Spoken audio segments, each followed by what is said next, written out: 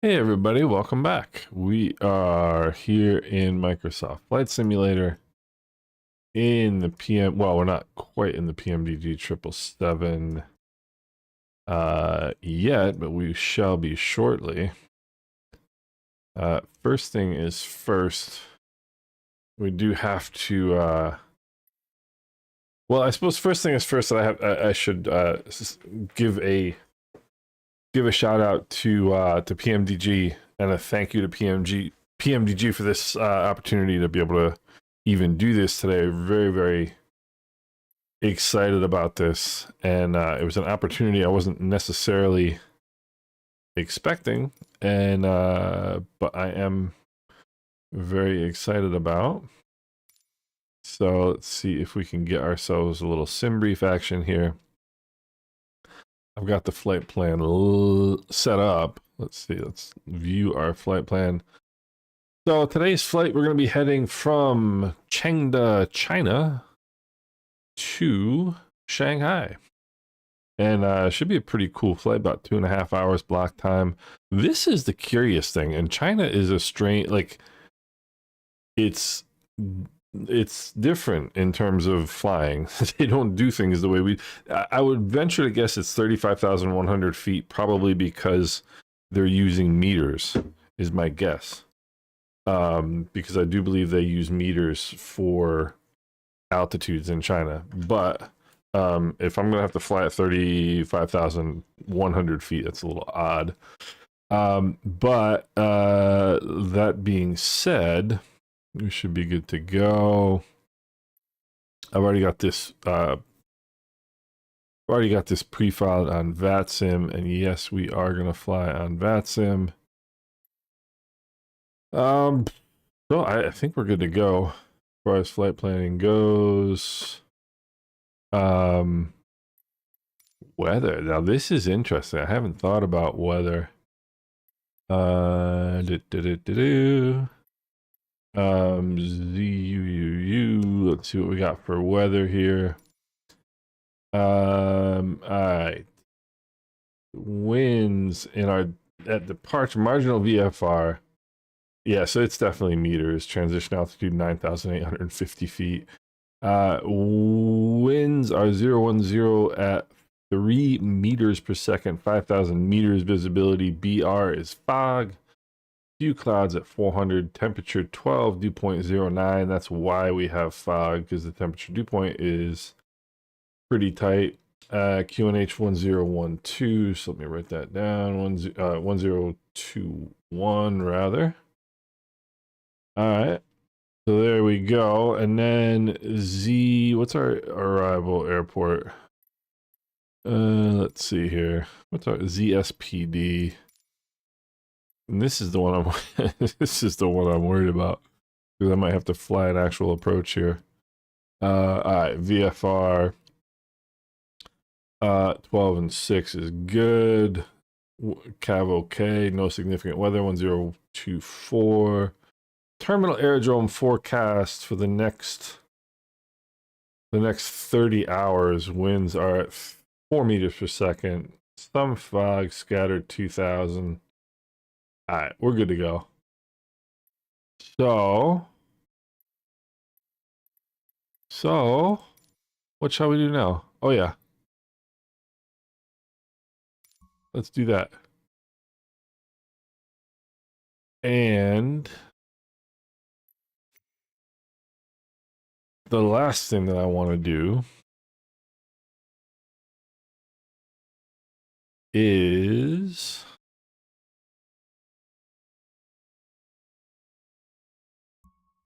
well, the last thing that I want to do is get my Navigraph charts set up. And we'll do the Navigraph charts here in a little bit. All right, so close that. I'm going to change the time because oh, come on, punk. All right. How about we'll do 10:26 a.m., but we are going to do live weather.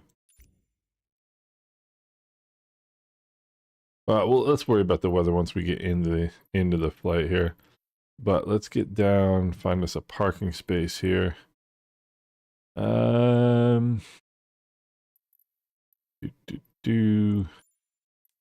Gate heavy. Gate heavy is what we're looking for. Gate medium, gate medium, gate medium, gate medium. Well, let's at least... Alright, so at least now we know where the gates are. What is this here? That is gate medium.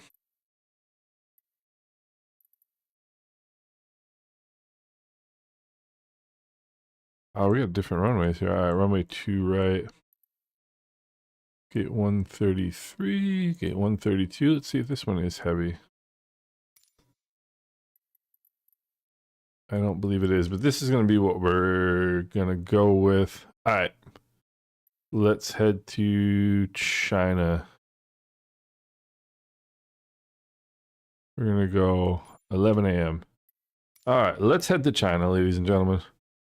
Let me get my chart set up. Let's go Navigraph. Alright, let's go here. Let's go import. Import from SimBrief. Alright, so there we go. Got our airport chart here. I believe we're departing, what, 2 right? Oh, we got to taxi all the way down. Okay, that's a pain. It's going to take us longer to taxi than it is to fly. Alright, I guess that's the way it is.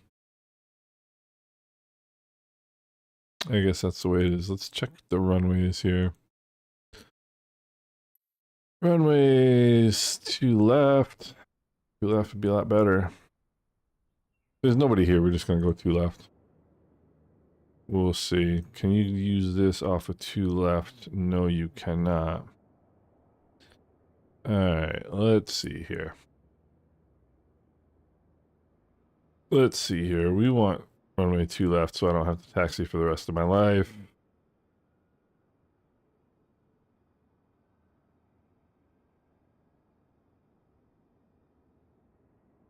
Alright.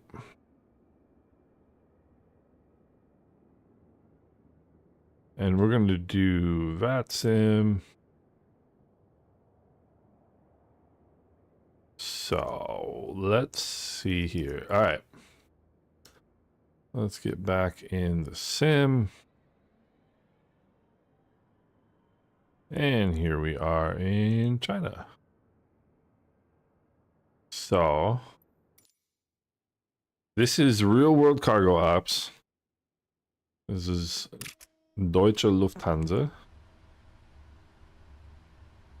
And we're good to go. And this looks like a decent, yeah. I don't know if this is actually a... Well, I just realized I'm not supposed to be at a park at a passenger gate. I just realized that. Hey, but that's okay. Alright, so let's get in the plane. And let's come down to REFB. Let's get our SimBrief data.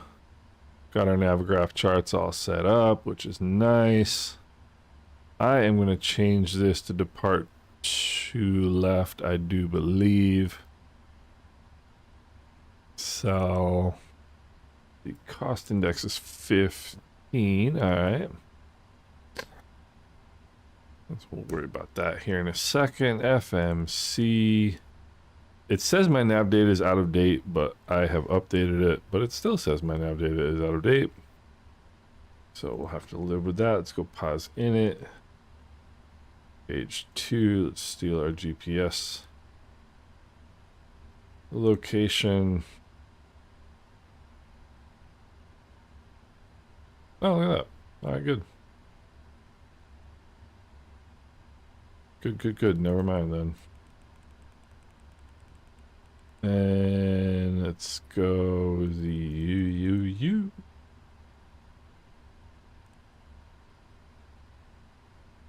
Alright, now route. Let's get our info here. Let's set our payload, set our fuel. Let's check our fuel here real quick.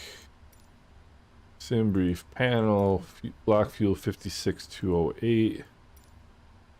56.2, perfect. So cost index is 15, initial out. Alright. Route is being requested. Drink us some tea. Alright. Alright, let's... That stuff is all good. Alright, let's activate the route. Let's go perf in it. Let's go 0 fuel weight, which is what? 5085. 5085, we're good there. Cruise altitude 35.0. I'm gonna ignore Chinese rules. Reserves 19.8. Yes. All right. Go to, well, actually, first of all,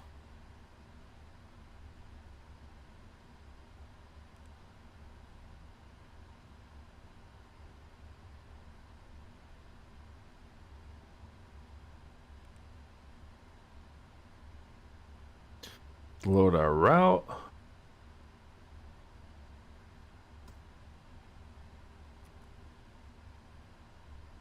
All right.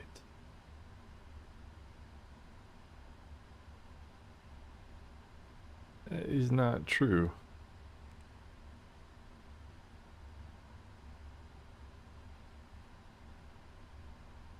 Should be good on fuel. All right, let's check our legs. Do.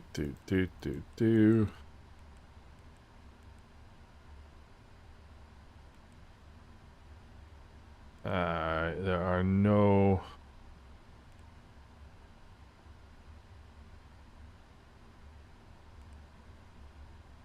Let's get our wind data here. Alright. Wind data is all good.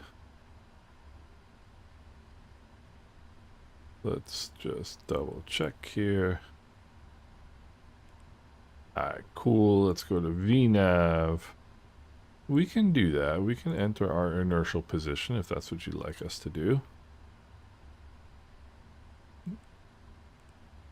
I have no objection to doing that. Oh wait, wrong side. There we go. That's why it's telling me I've got the wrong... Alright. So, that's all good. Alright, VNav, let's go VNav page 3. Check our forecast. Let's load our forecast. Alright, there's our forecast. Departures and arrivals. Now we come to the emotional decision of...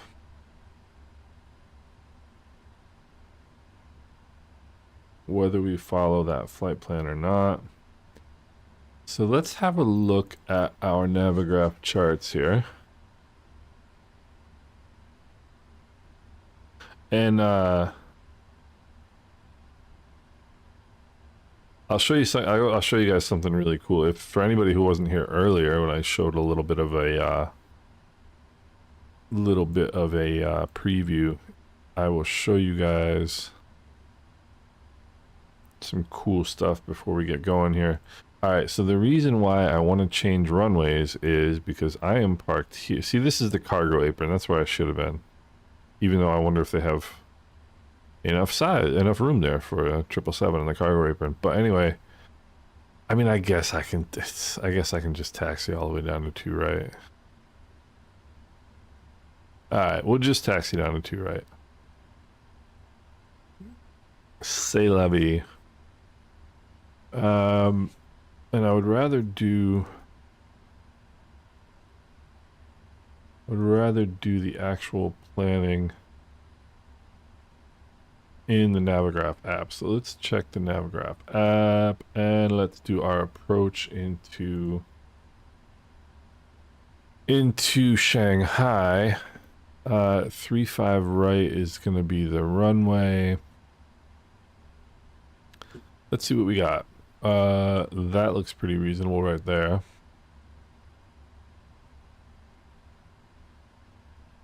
Oh, 35 right. That's gonna be perfect. Look at that. That's a pretty cool. All right, Sansa. Let's take a look here. Sasan.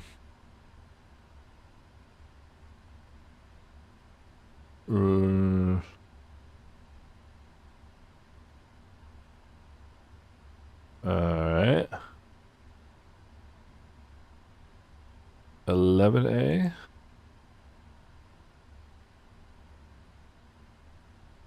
Alright, this is gonna be interesting.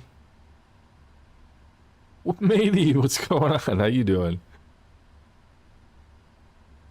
Alright. Let me see. SAS 93A.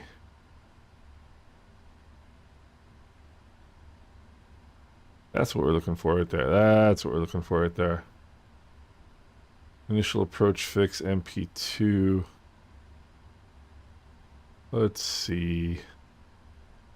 Yeah, see, this is the conversion, the meters to feet. So this is what we want. Aircraft using holding patterns beside routes shall follow radar vectoring. And we're going to want this right around to the initial approach fix MP2. This is going to be great because this is going to help us get...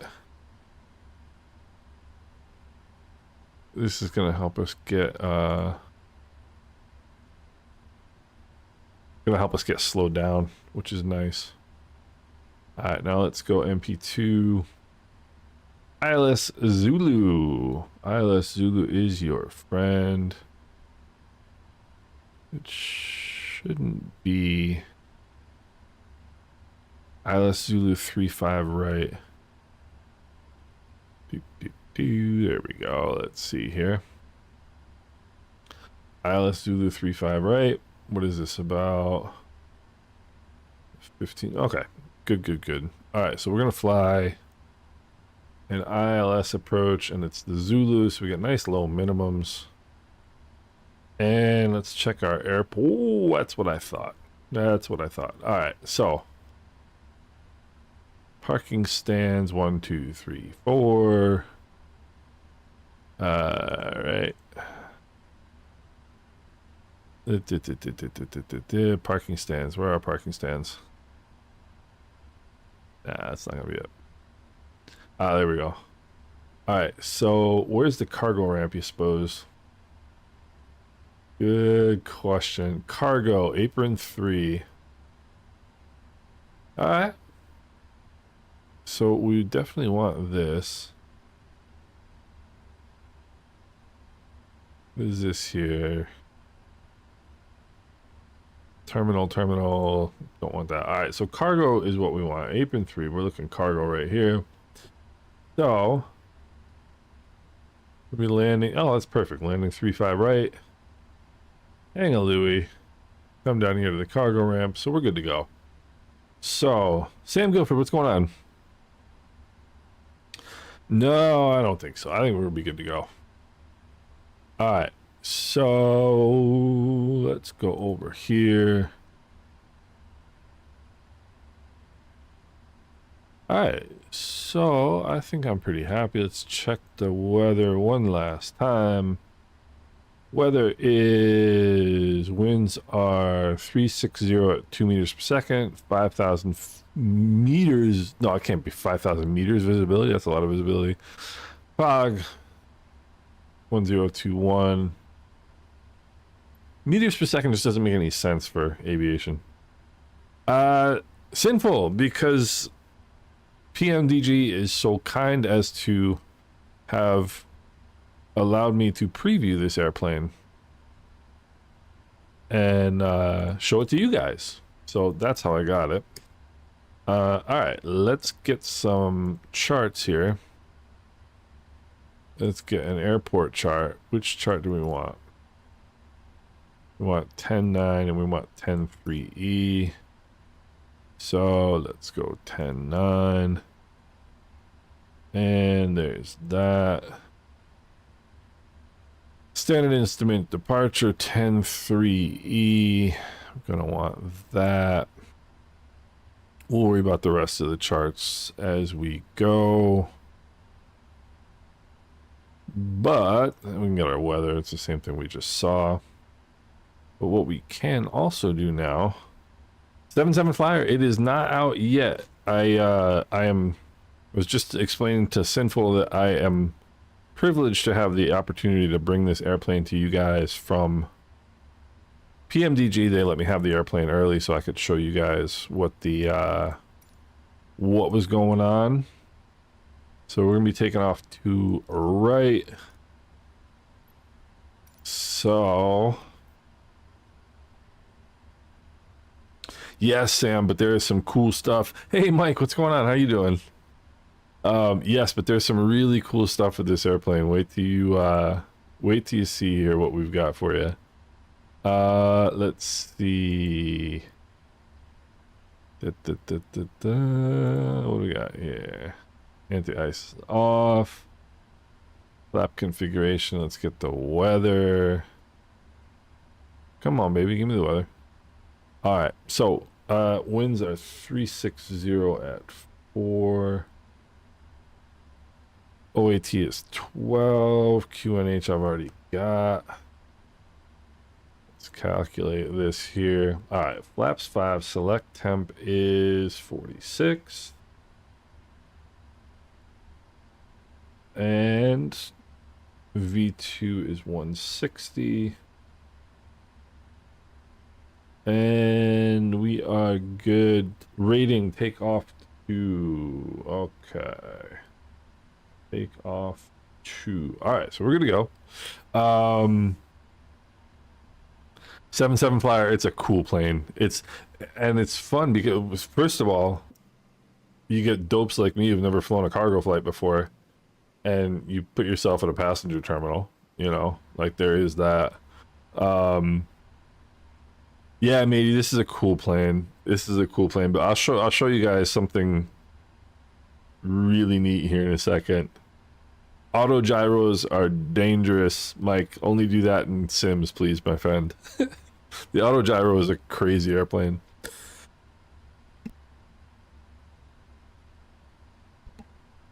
Crazy way to entertain yourself in the air. All right, so there's that. Let's come down here and do a little calculating here. All right, CG, we'll go flaps 5. Wind is, what did it say? 360 at 4.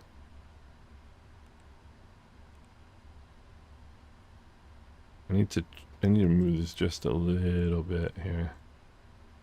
There we go. All right, 360 at 4. All right, let's go back here. Departures and arrivals, runway to right. We are going, what are we? We are on the Ubra 9X, or departure rather. I couldn't have picked a more complicated flight to do. No transition. All right, let's do that. I really couldn't have picked a more complicated flight.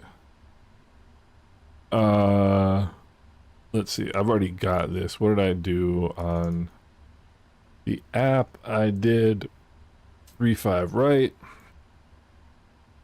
Where is my good friend 35 right? We'll do that. Then we've got the SAS 93A arrival. Do. This is literally the most confusing. SAS 93A, Sasan, that's what we want. And then we want the ILS ZUUU runway 35 right.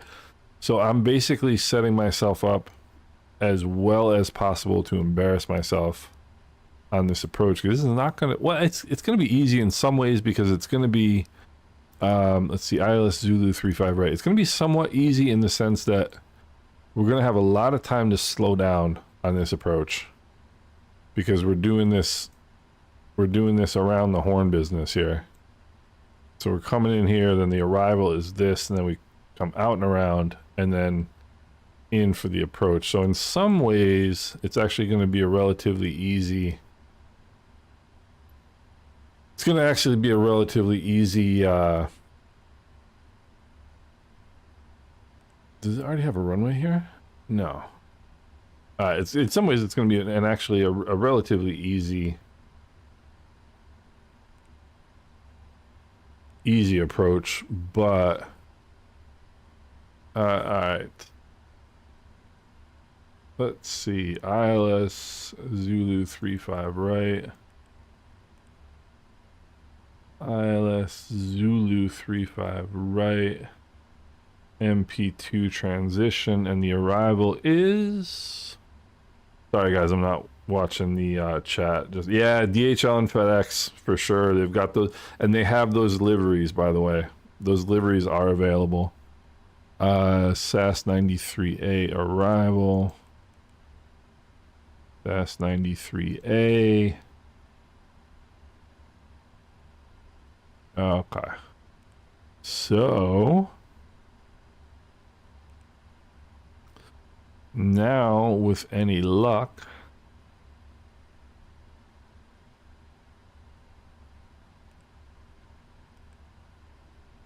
thrust limit, let's go. Select temp is, what did I say?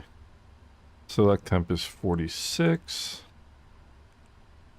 Takeoff 2.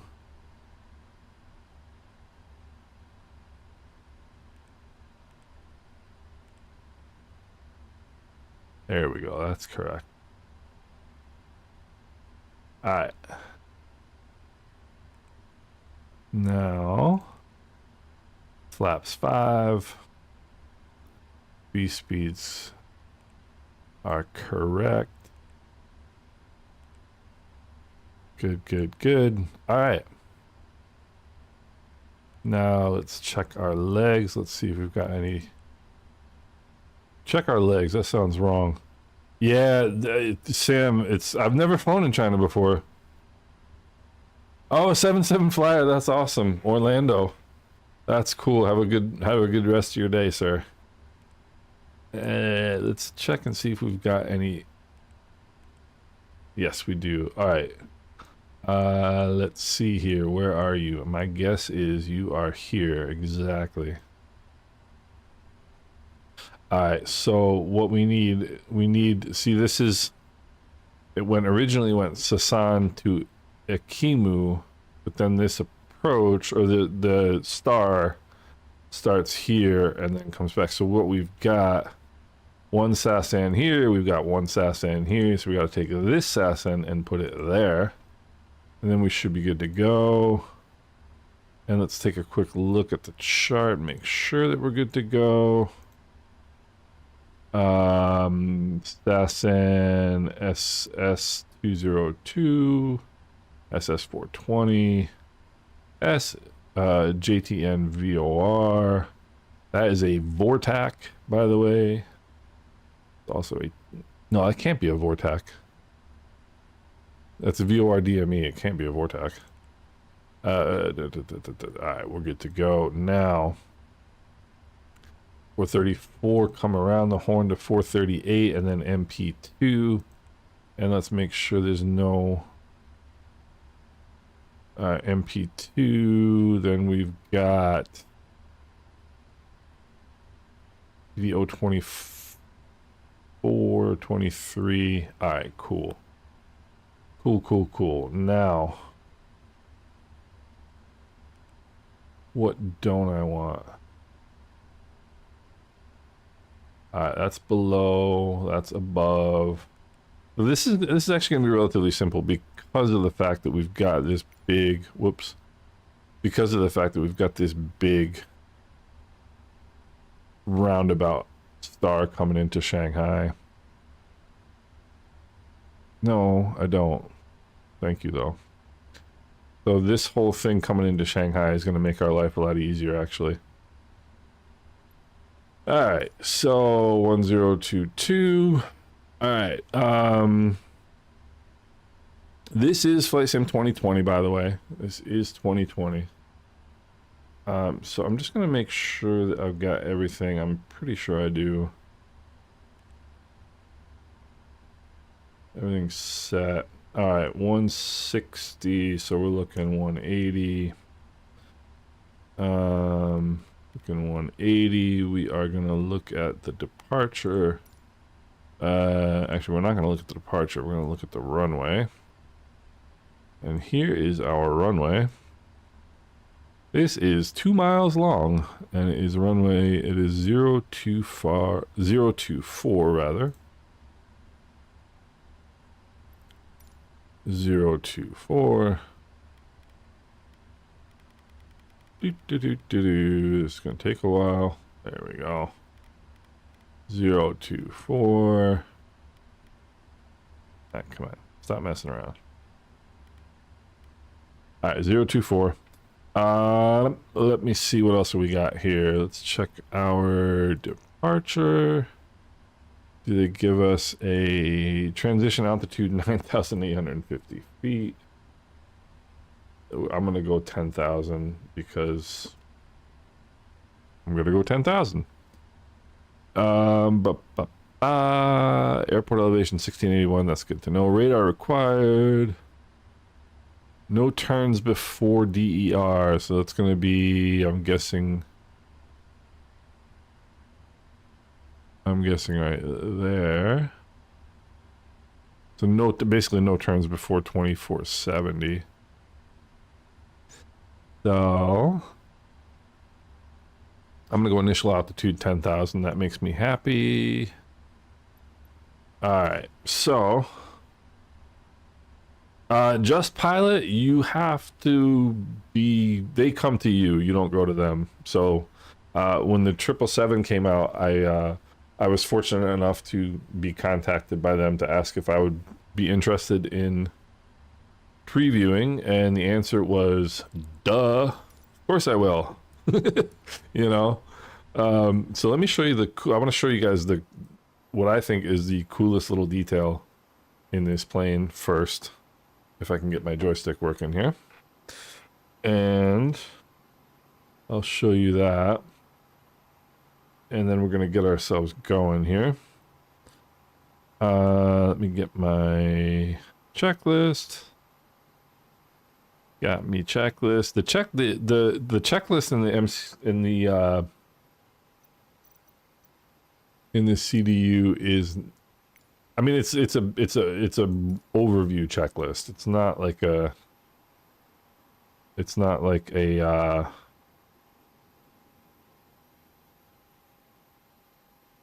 let's see, there we go. Okay. Oh, hey, look over here. 1 second, fellas. All right. I'm going to show you some of the cargo that we're bringing to Shanghai today, and it's actually kind of apropos because I can imagine these types of cars being shipped to Shanghai on a pretty regular basis.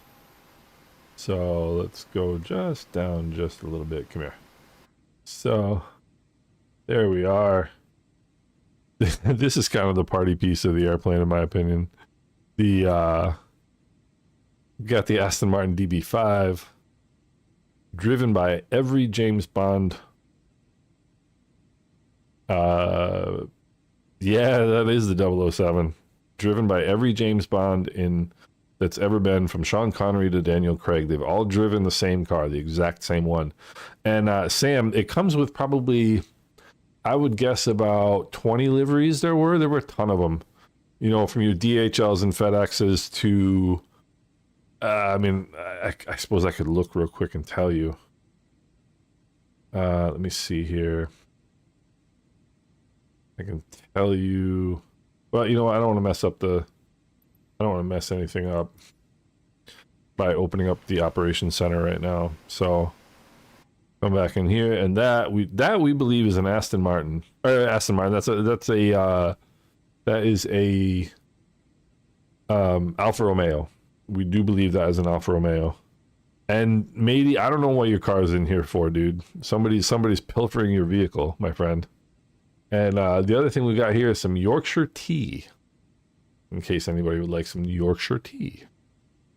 I don't know why you would send tea to China. But that's it. So, but anyway, we'll take a real quick look at the airplane. And I mean, look at the detail. I mean, look at this. I didn't mean to show you this, but it's pretty sweet. I mean, look at this. I mean, it's pretty amazing. Look at this. Look at the riveting. I mean, it's just, these are the kind of details that blow my mind. You know, and the streaking on the wings and everything, it's just wild. They just do such an incredible job. And it's funny because I was kind of like, I wonder why, especially insert in your keyboard to get free cam faster. The only problem is if I get it faster, then I got no idea what it's gonna do.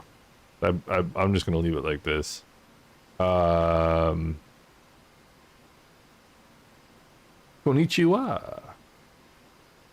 All right, so we'll go back into the cockpit here. I'll ditch my joystick and let me go back to, well, it's okay, cool.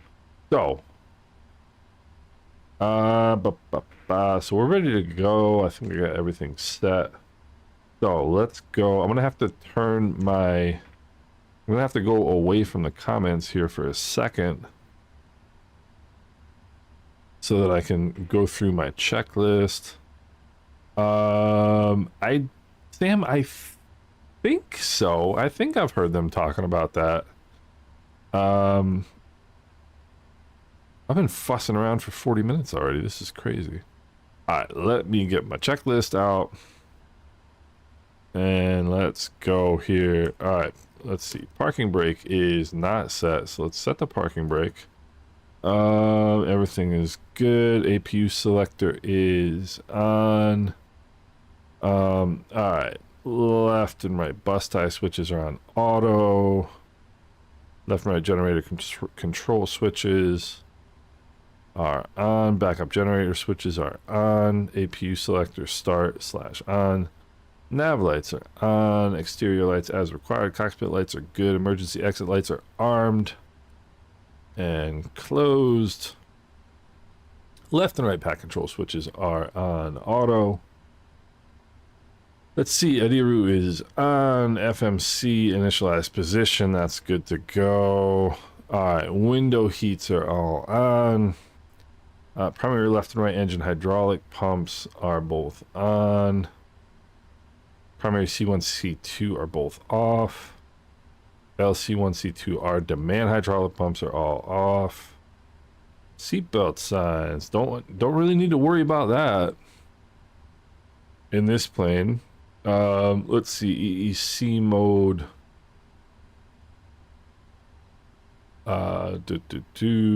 Is normal on both sides. Engine start selectors are on normal. Auto start switch is on. Left forward hydraulic fuel pump is on. Anti-ice as required. Gasper switch is on. Let's go. Recirc fans are on. Flight deck temperature controls are okay. Let's see. Left and right pack control switches are on auto. Left and right trim air is on. Left, center, right bleed airs are on auto. Engine APU air bleeds on auto. Pressurization panel, that's on auto. Alright, ATIS we've got. FMC is set. Make sure V speeds are set. All right. Flight directors are coming on. Flight directors are coming on. Let's go LNAV, VNAV, both coming on. Flight instruments set, no flags. Auto brake, RTO. Let's go. Auto brake, RTO. Audio panel. Let's go 122.8. Kind of terrified that some controller might come on and VATSIM during this flight. But actually, what I'm going to do, I'm going to leave this in the backup because I'm going to have to switch to ground to get pushback. Squawk 3234, TARA. Alright, so audio panel is good. Transponder TCAS is good. That's that. Good to go. Alright, aileron rotor trim 0. Takeoff briefing. Takeoff briefing might actually be worth doing. Let me come back up here. Alright, let's see here. Takeoff briefing. Where are you? Okay, there we go. Takeoff briefing. Nope, I don't. Alright, so we're gonna be taxiing. Where's my aeroplane? Be taxiing like Charlie all the way down to Mike and then Delta. So it's actually gonna be a pretty simple taxi. That, you know, Sam, that's a good question. I haven't seen options to do that yet, but I don't want to say it's not possible just because I haven't found it yet. That's a good question, Just Pilot. I'm not sure. The 777X, I mean, it sounds like it would be like perfect for this sim and the fly-by-wire system. But all right, so departure, we're gonna be look at this. So this is why you do a departure briefing, because our runway heading is 024, but this has got 039. So they clearly want you to turn 15 degrees right on takeoff to my guess is to avoid you know, for noise abatement is my guess. Transition altitude is 10,000. So then we're gonna make a right hand turn to UU 412, then we'll go left about a 031 heading up this way. I think that's our departure. Yurbab, no, so we're Yurbab. So we come up here and then we make a right turn to Yurbab. Excuse me. Or you know, you probably, I would venture to guess you can change the cargo on board. I literally just this is my second time in this plane and my first time flying it, so so my guess is, knowing PMDG, you can certainly do that. So I think we're good to go. I'm gonna switch back over here to my checklist. Now we gotta come down here. Gotta come down here and get back over this way. Go ground ops. Let's go ground service vehicles. Let's release all the ground service vehicles. Let's close all the okay. Closing the doors.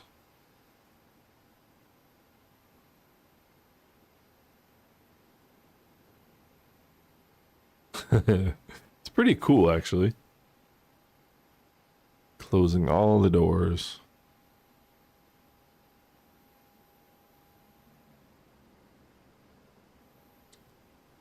That's the last one we have to close.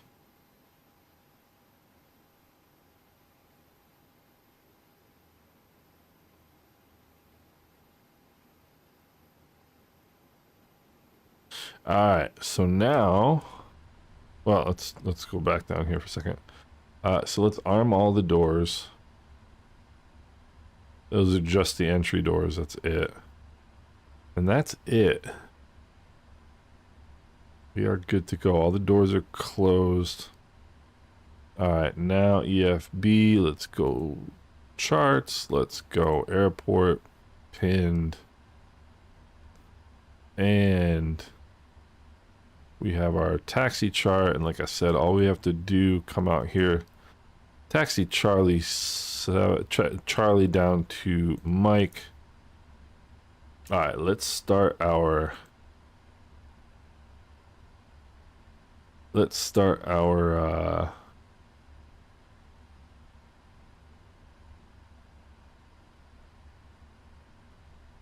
oh, what was that? Let's start our flight here. I'm flying this for Deutsche Lufthansa Virtual Airlines. So let's get this going. Let's get my ARAC going here.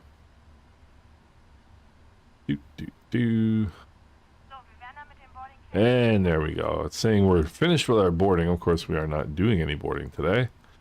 And let's connect the VATSIM. We are GEC 8412 today. Say that 3 times fast. Cool. All right, so let's go up top. All right, doors and ground equipment are good. Right electric hydraulic, that is on. C1, C2 coming on. Left is coming on auto. Right is coming on auto. C1, C2 coming to auto. Left and right fuel pumps all on. I don't think we have any center fuel, and we don't. All right, center fuel pumps as required. Passenger signs, don't need them. Beacon on. Let's go recall. Good, good, good. All right, engine areas are clear. Secondary display unit, let's go engine. All right, and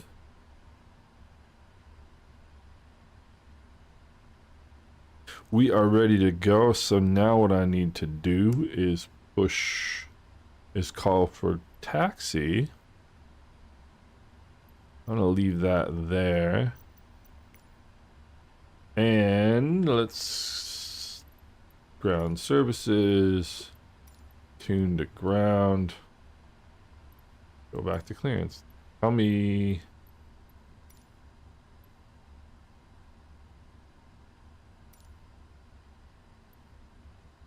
Let's see, what is it? Shift P? Let's remove the chocks. No. Perfect. And we'll come down here. Release the parking brake.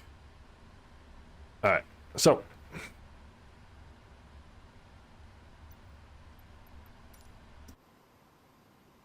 There we go. Hopefully there's nothing behind us to hit.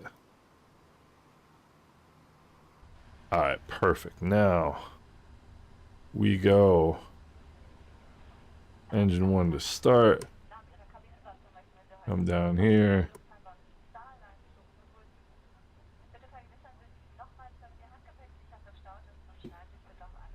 Come legs on this side. I want the prog page on this side.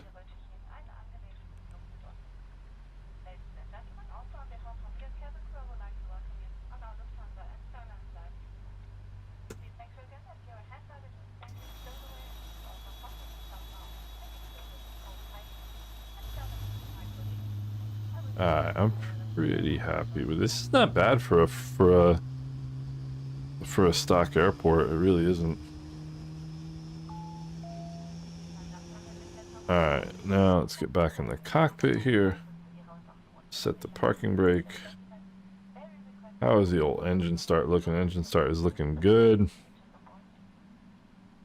Alright, let's wait till that stabilizes and we'll start the second engine. I can't remember if you can start both engines at the same time in this airplane.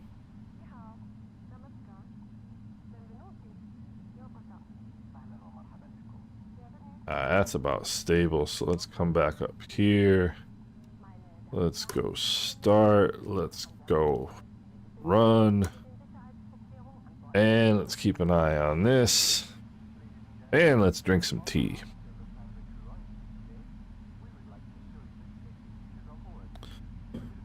Let's drink some tea.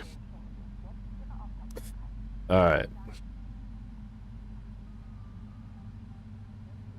This is what's so great about this plane, is everything is so automated that you just kind of there's a lot less to do than there is in the 737, for example. All right, sorry for missing all the comments, guys. I was just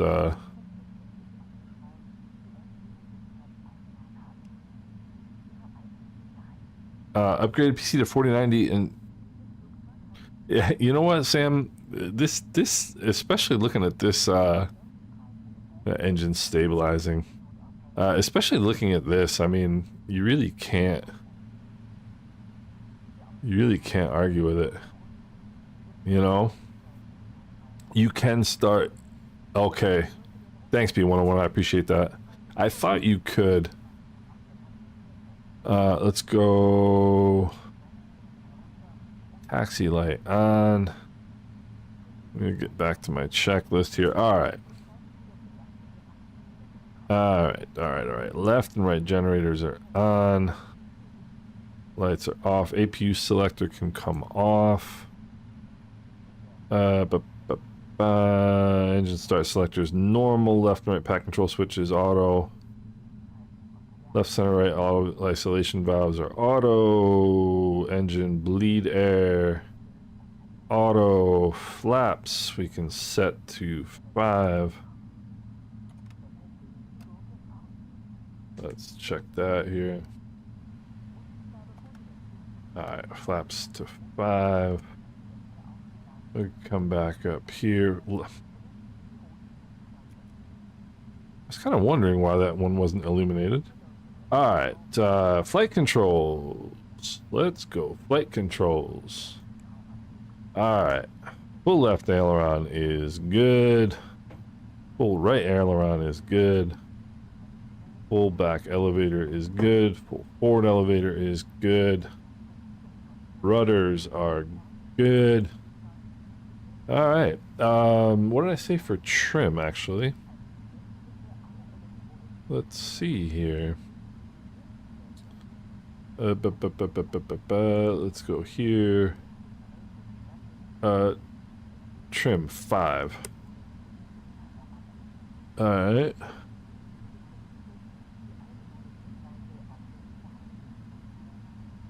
Stab trim.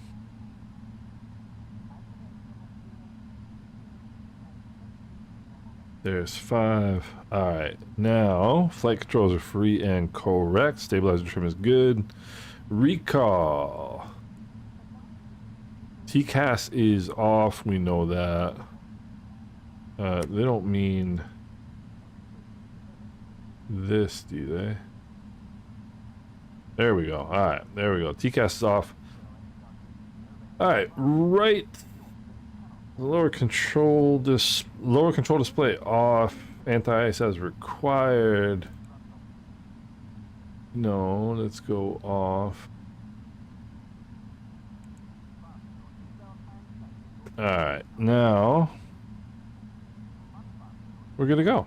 Alright, so taxi lights are on. We'll go runway taxi light turn off lights on. And let's go. Alright, so we will come on down here. Hose on the brakes. And it is definitely a little foggy here in Shanghai. So we will matriculate here. Let's see. Auto brake RTO should be set already. It was not. I said it earlier. I know I did. Messing with me. Alright, EFB. I'm just gonna come right here. Alright. So, my biggest problem is that you can't set live weather and have it stay regardless of the time of day. I haven't, I have to be honest, I haven't flown, did I release the parking brake? I did. I haven't flown Flight Sim 24 enough to really be able to tell, honestly, like the little things like that. Because I haven't, clear on the right side. I just haven't had that much time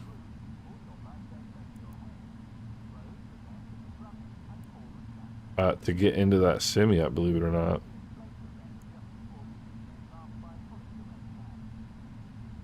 Alright, and oh, we're looking mighty.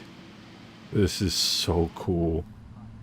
This is so cool. I will come out here.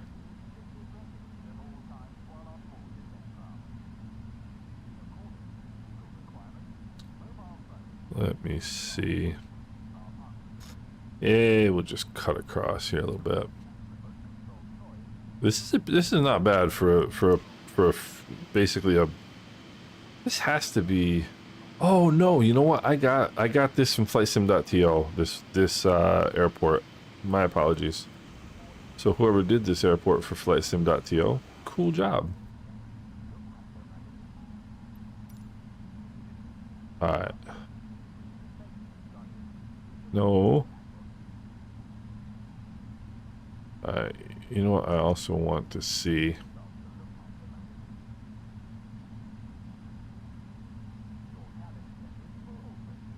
I also want to see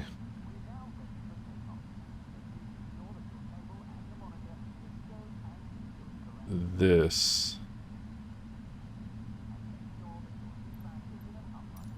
No.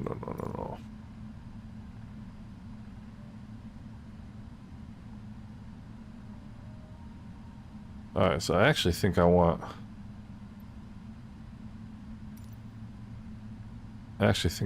the inner... This should... Yeah, this is gonna be... That's gonna be Bravo, so I want Charlie.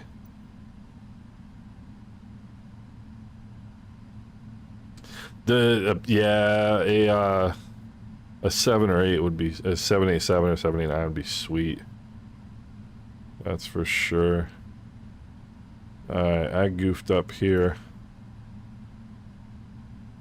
So I want Charlie all the way down. Or actually, you know what? I can take Bravo. And then Bravo to Mike. There we go.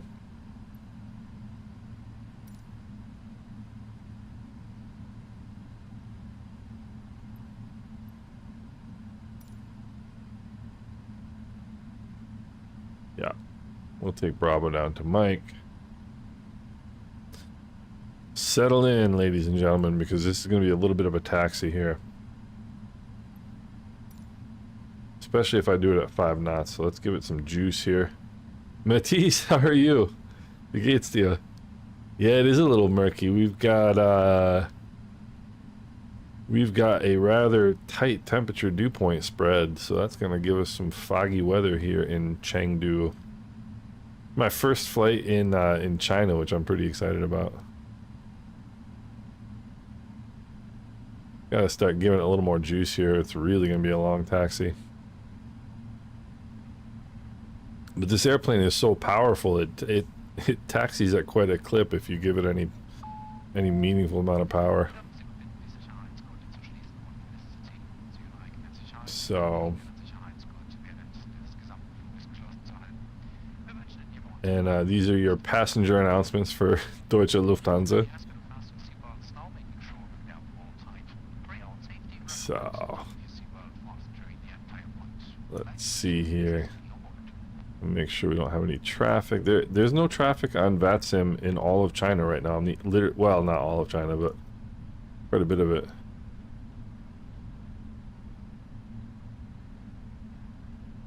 Quite a bit of it. Ladies and gentlemen, Matisse from PMDG is here. so let's I'm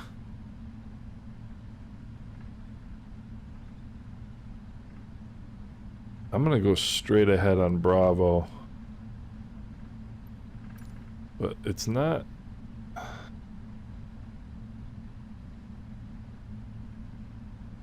This is one of the things that people don't realize too about flying, is taxiing can be one of the most difficult things to do, really.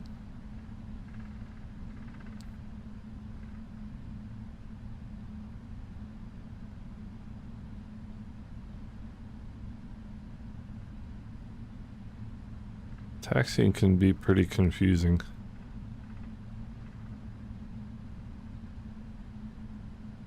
Alright, yeah, Anil, believe me.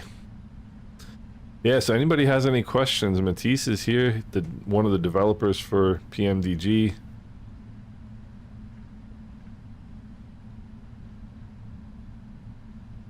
And Matisse, one of the questions we got earlier is the cargo configurable? The cargo that you see.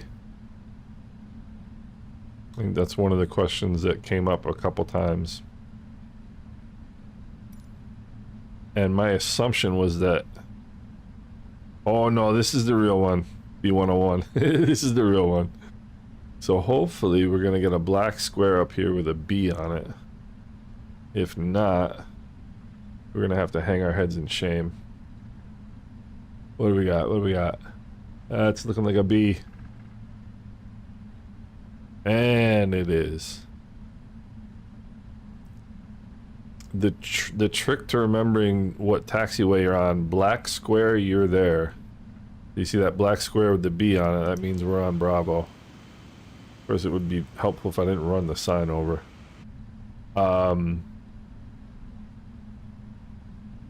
Yeah, Matisse, I can imagine that's the case. Matisse, if you can answer that one, because I know a couple of them, but there's a good 20 liveries. There's quite a few.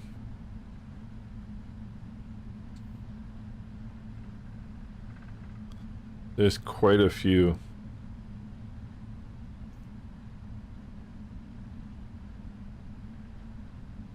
Yeah, the liveries are plentiful.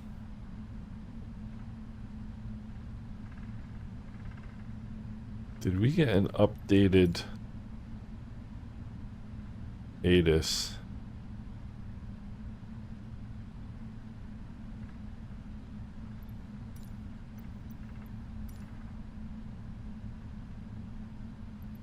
No, I'm gonna turn that off because that's making me nervous.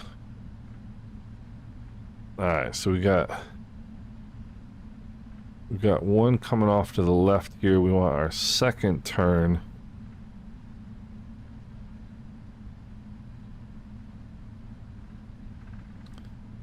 So this is going to be Mike. Then we want to stay to the outside and Echo. See what I mean? Once you get this moving, this is at idle power, and it's just moving quite quickly.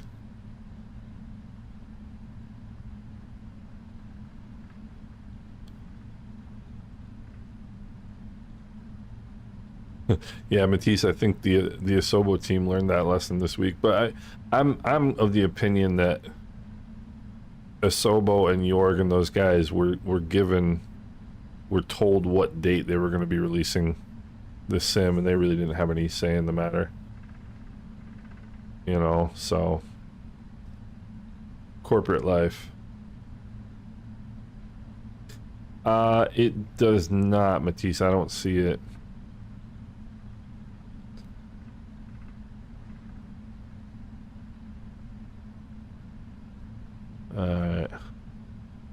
This is actually a pretty cool little freeware rendition of this airport. By the time we get airborne, you guys are going to be excited. Alright, let me check the weather here. Let me check and make sure.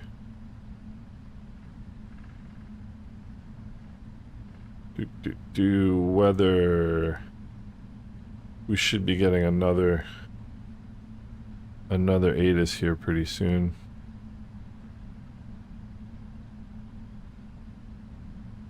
We should be making a little bit of a left-hand turn here. And then a hard right on Delta.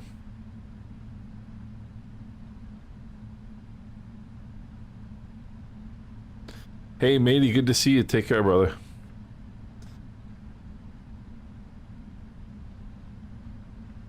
Level change, yeah, this is, I mean, the 777, like the passenger version is just so incredible. So, anybody, you know, I know a lot of people are into cargo apps, and this, I mean, there's no, there's nothing you can compare this to. So, HS3 is hotspot 3, that's because a bunch of taxiways are coming together. And they don't want you to hit anybody. So let's check our... We are on VATSIM. Oh, which reminds me.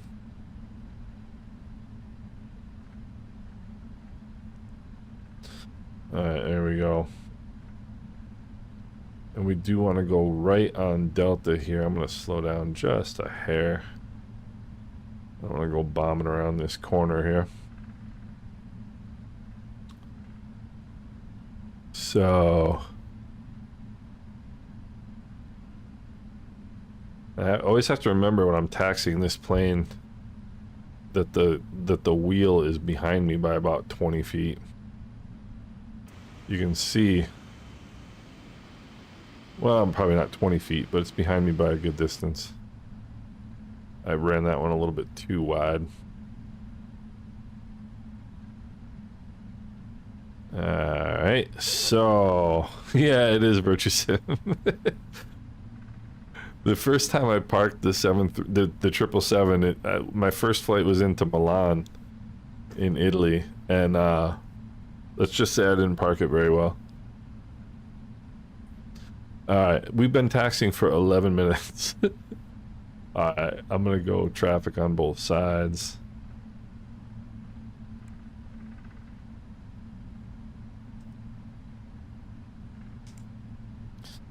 So, what do we got left here?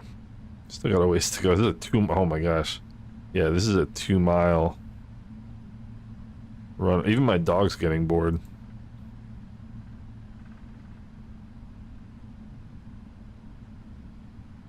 Alright, let's put the hammer down here. Otherwise, we're not gonna get there anytime soon. Hard to tell with the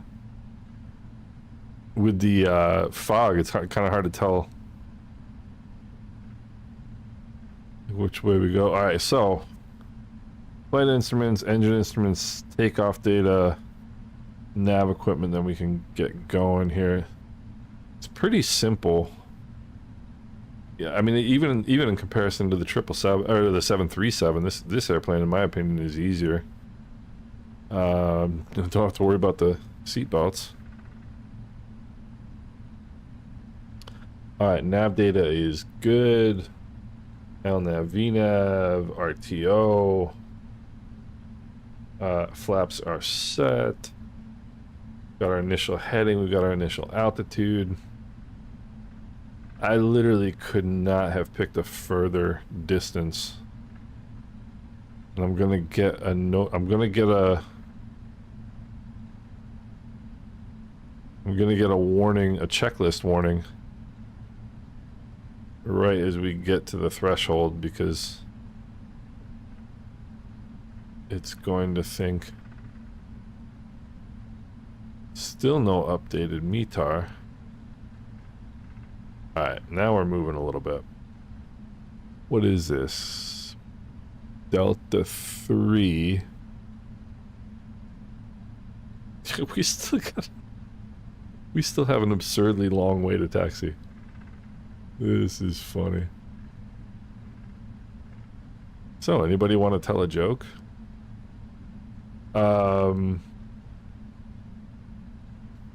Yeah.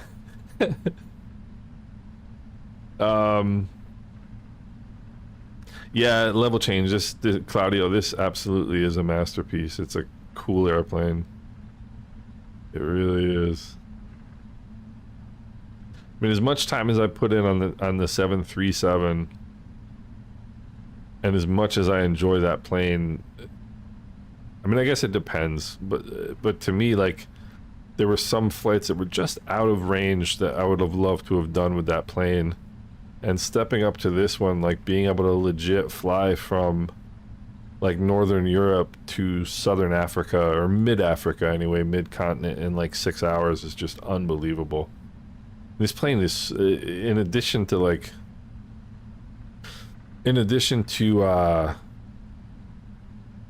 just being really cool, it's really fast. It climbs like a bat out of hell. Yeah, I am gonna be low on fuel after taxi. That's probably why I got the low fuel warning before.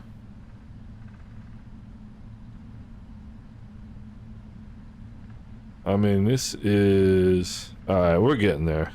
We're getting there. May as well go all the way back after this taxi, right? Why bother? Alright. Let's get... No, don't do that to me. Please. Thank you. Got our Navigraph charts here.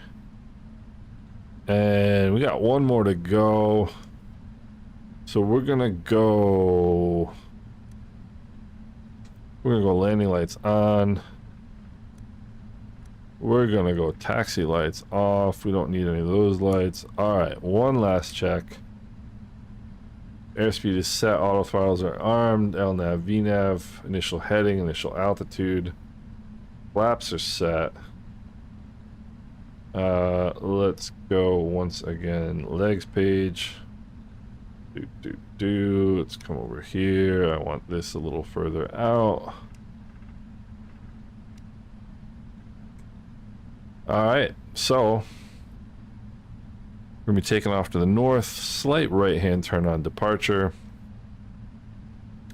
And we are ready to... Yeah, exactly, Sam.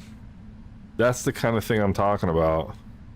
Is just being able to do these kind of wildly long flights. And, like, it's just... There's nothing like it. It's just completely different.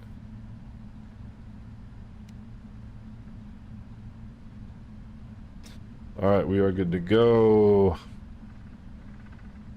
Chengdu traffic, Lufthansa cargo 8412, departing runway 02 right. It'll be a right crosswind departure to the north, to the east, Chengdu.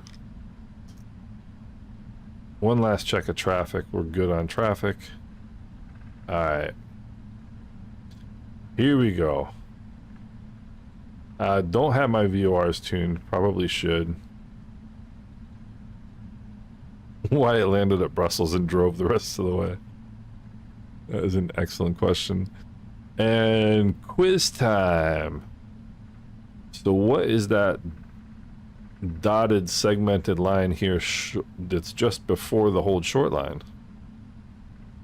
That is Claudio. I appreciate it. Thank you. Thanks so much for stopping by. This line right here, this is the ILS. That's the ILS hold short line. Once you get past that line, being a big box of metal, you are interfering or potentially interfering with the ILS signal. Alright, so did I turn my strobes on? I did not. How embarrassing. Strobes are on. Alright. We are ready to rumble. Oh, a runway, and it's only taken us 18 minutes to get here. Alright, let's get out on centerline, runway 02. Let's make sure it checks with the heading indicator. And exactly, McFly 1. See, that's the checklist warning, but we're good to go because I just haven't done the checklist on the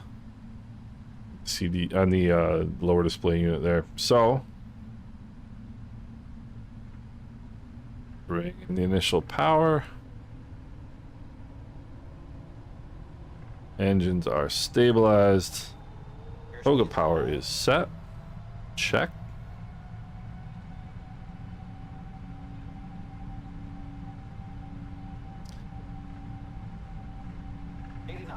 cross-checked.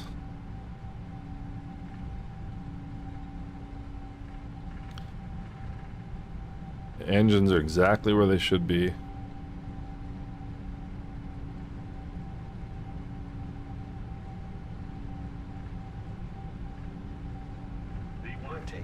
Alright.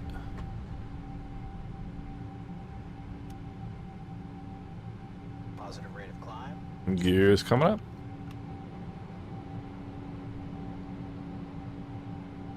And we'll keep an eye on the flight director. Got that right turn.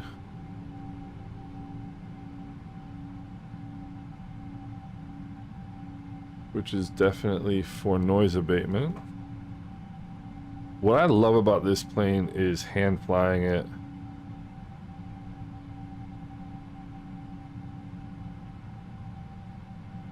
Because it really is a super easy plane to hand fly. I'll come up to flaps 1. The other good thing about cargo ops, of course, is that your passengers can't complain.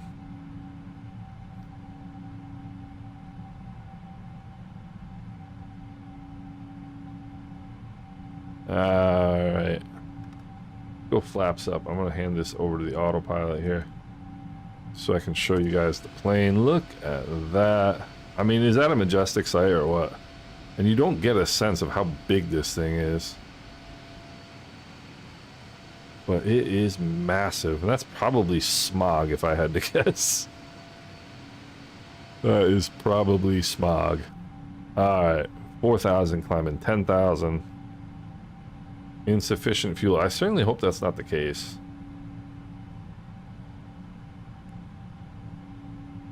I certainly hope that's not the case. No, that's not what I'm looking for. I'm gonna dial this right up to 35. Technically 35,100 feet. Because it's in meters. Alright. I really hope that's not the case in terms of the fuel. Let's see. Block fuel 56,208. I mean, we're 51,900, but we've got 20,000 in reserve. I mean, I can't imagine that we're going to have issues, but we'll see, I guess, right?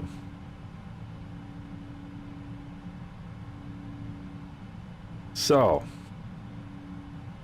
let's go after takeoff checklist.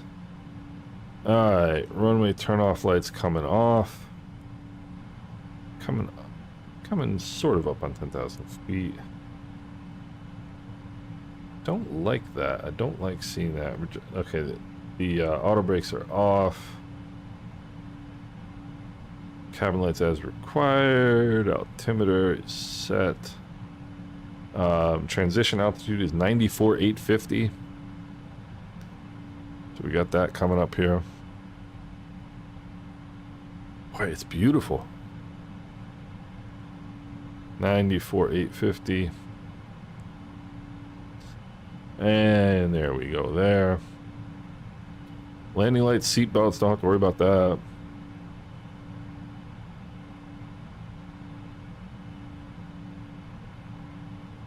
So, 10,000 feet.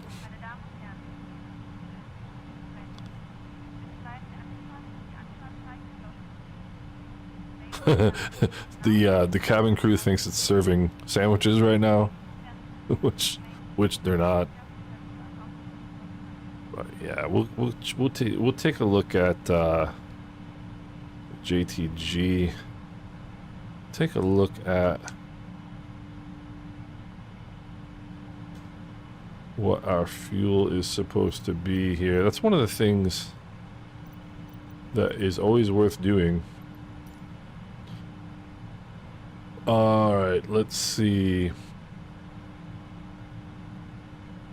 Estimated fuel on board, JTG 49.4. And we've got 50,002. I think we're good.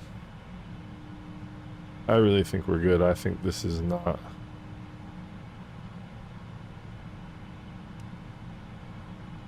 And then Urbab is Ubrab 46.3. I think we're gonna be good. I think we're gonna be good. Oh wait, let's check out my favorite seat in the plane. This is my absolute favorite seat in this airplane. I don't know why.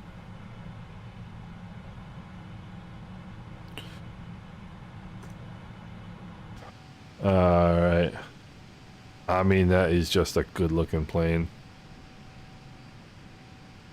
That is just a good looking plane.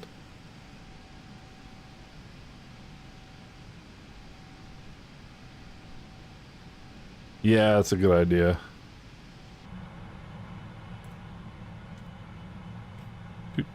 Let's see here. No, let's go back this way.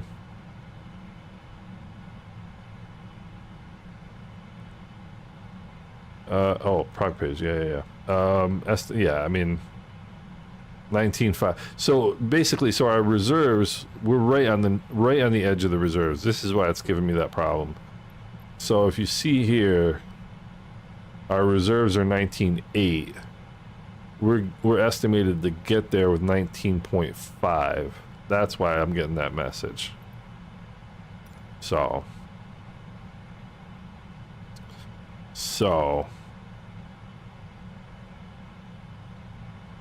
not worried about it in that case. You can see some of the satellite info, like satellite imagery is not that good in this area, which is not terribly surprising. The Chinese announced today that they're no longer sending us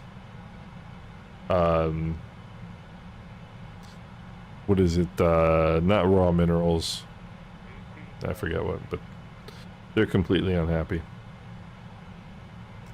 They're completely unhappy.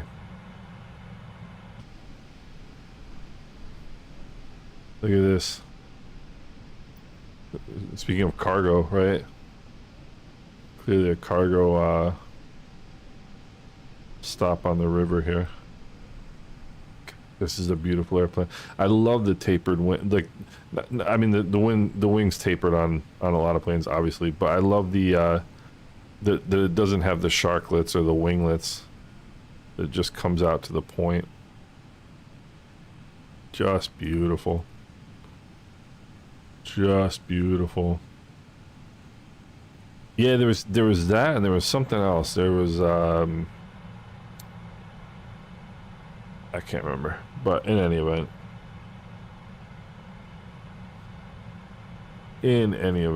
let's drink some tea. How about that?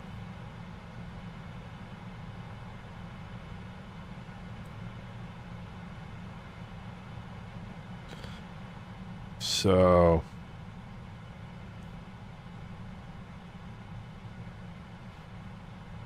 let's see here.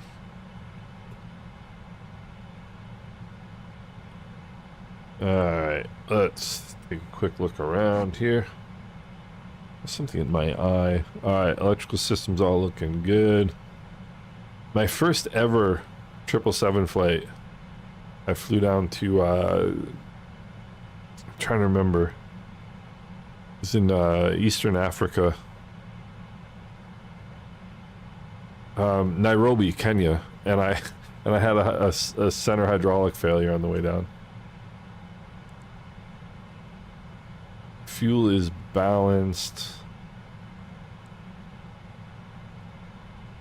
Alright, and you see main cargo, lower cargo, so that even all this stuff is specific to the 77 freighter. Doors, thank God, are closed. Those are both armed. Gear is up and doors are closed. Yeah. So we're good to go. We are good to go. Rare earth metals, that is it. Josh, they are talking the end of the week, tentatively scheduled for December 6th, which I believe is Friday.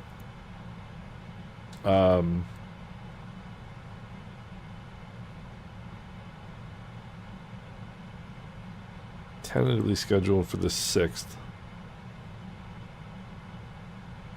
which is indeed Friday. Matisse was here earlier, but he was saying that they will not hesitate to delay that if need be.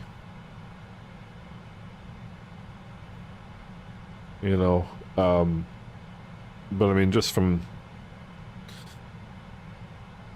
my perspective, I mean, it's looking fantastic. Oh yeah, let's turn off our landing lights here. How about that for an idea? How about there's a fantastic idea. Seatbelt signs. Alright, everything else is, let's have a look here. Everything looking good. Everything looking good.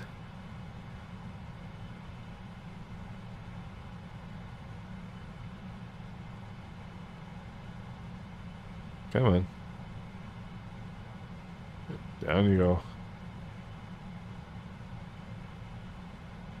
And max range on the 777 freighter. That's a good question. I will look that up in a second. I bet you it is. I bet you it's the same. I bet you it's roughly the same.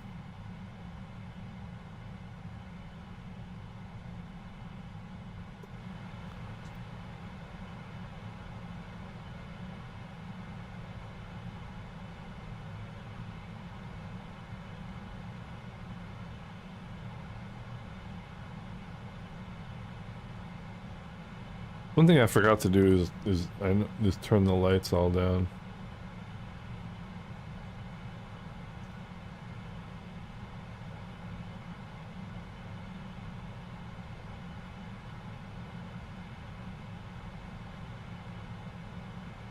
All right. Stop playing games with me.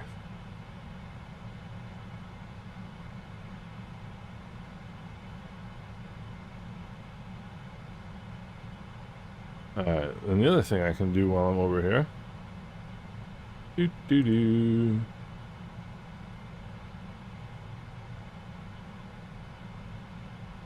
Let's go here, let's go here.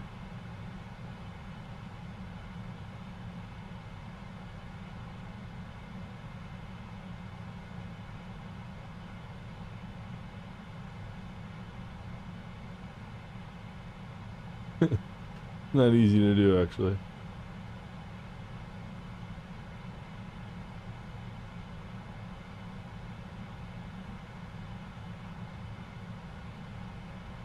No, I don't need that much. Zoom. Alright, there we go. There we go.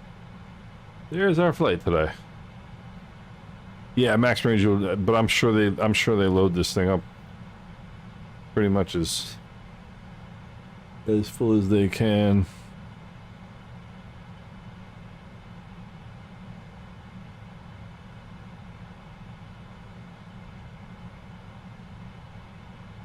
All right, so I mean, look at that. We're already passing through 30,000 feet. And the other thing is, you're going 310 knots. I mean, we're going Mach 804. 9,054 kilometers. I always have to look that up in feet, or in miles rather.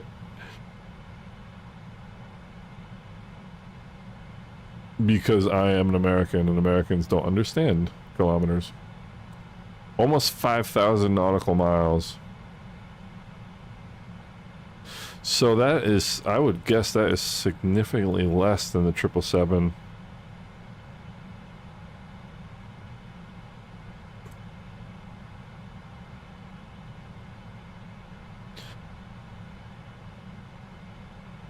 Yeah, so that's actually... So the 777ER has a max range of 7,370 nautical miles. The 77 Freighter has a max range of 4,970. So they clearly just put a lot more weight in the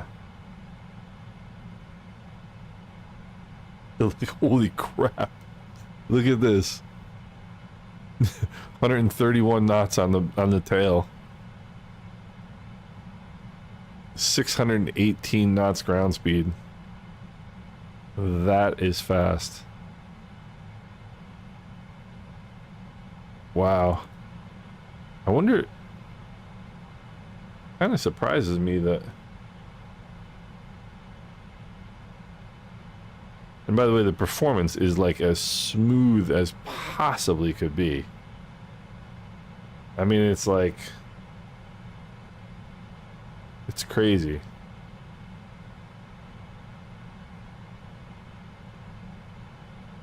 It is as smooth as you could possibly be. Alright, ISMAB. Let's see here. ISMAB, come on.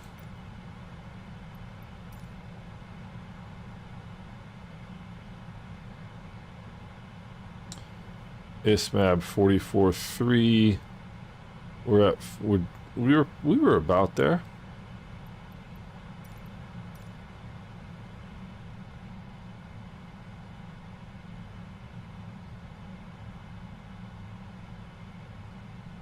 I find it hard to believe that we're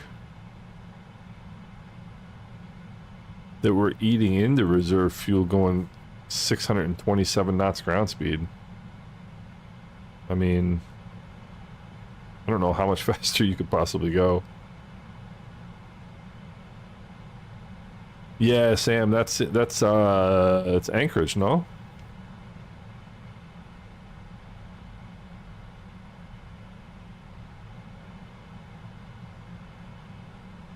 Go back to my favorite seat.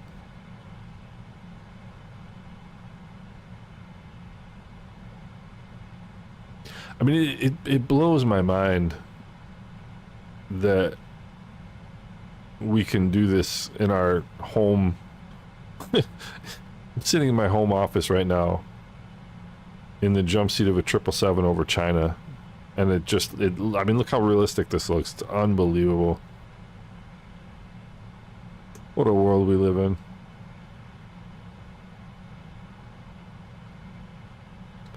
What a world we live in.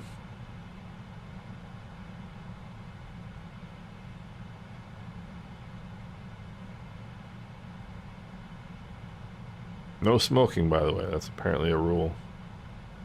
Yeah, see that. Let's see, the insufficient fuel warning went away. But ja, es gibt doch keine Damen und Herren. Die sind doch gar nicht da. Wir fliegen nur Boxen heute.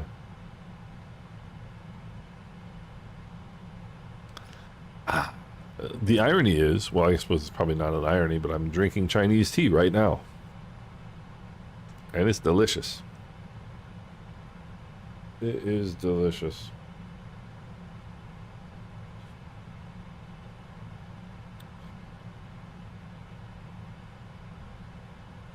So, let's see what's going on in the world.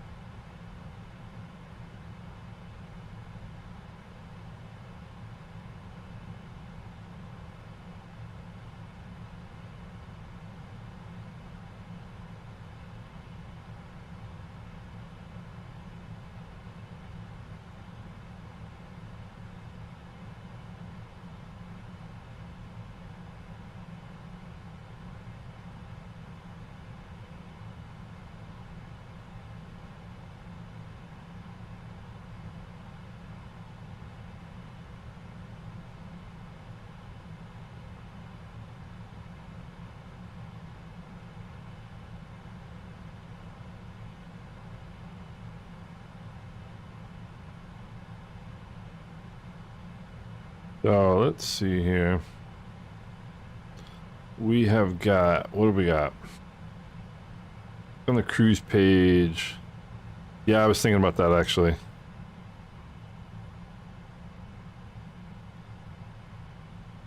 Yeah, I don't like doing auto step climbs anyway. Let's see here.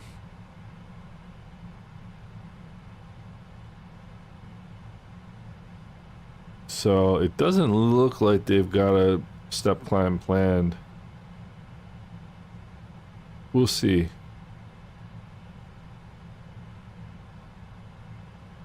But I actually did think about that earlier. I'm glad you mentioned it though, because I'd sort of forgotten about it. But yeah, we should be all right. See, that's going to start crawling back, I would have to imagine. I mean, look at our ground speed, 581 knots. That is crazy.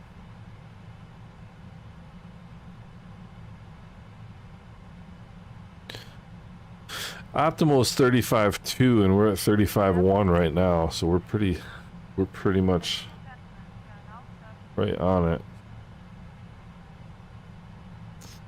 So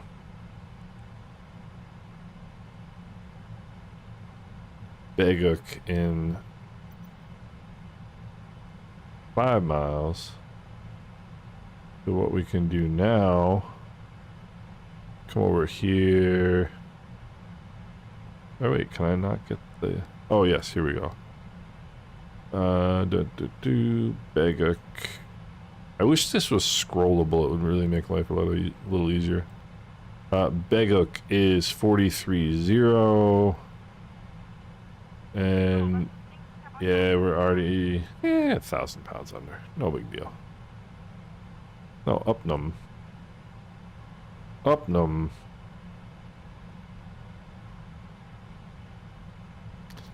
42.9. Yeah, no big deal. No big deal. Sam, I don't think they have the pan delivery. I mean, is this just like just such a beautiful airplane?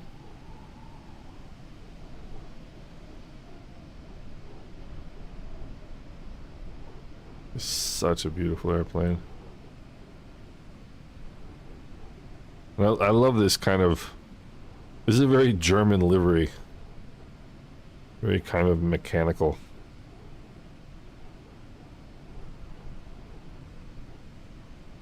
Well, that's what I was going to do. I was going to check my... We got 1 hour and 19 minutes until arrival.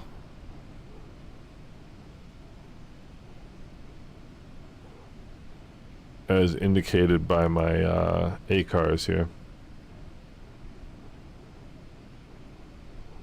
See, once we get, I'm sure that. Let me just bring this over here for 1 second.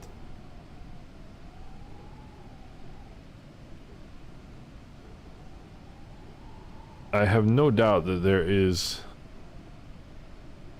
a, well, I was thinking there's probably a strategic reason why they don't want you flying what would obviously be a straighter route right across here. It's hard to really tell in China, but we're going to be making a left-hand turn here pretty soon, and we'll get that wind right back on the tail. So we're going to be going, we are going to be going quite fast. Add some screenshots to our Volanta page here. So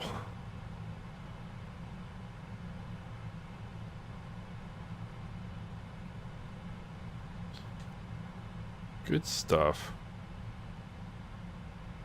Observer briefing. The funniest passenger briefing sign I ever saw. It was in an air coupe, which is a little single engine. Is a kind of an odd little plane. It's a single engine I don't just pilot. I don't know how much it's going to be. I don't think they've announced pricing. But the air coupe is a little. It's a single engine piston. I think it's got 90 horsepower, 100 horsepower, something like that. But it's got 2 vertical tail fins. It's a really interesting little airplane, and the theory is that it can't spin. But there, I saw one time that had a passenger briefing sticker like this. It said, "Sit down, buckle up, shut up." That's what this. That was what the owner wanted you to do. Sit down, buckle up, shut up.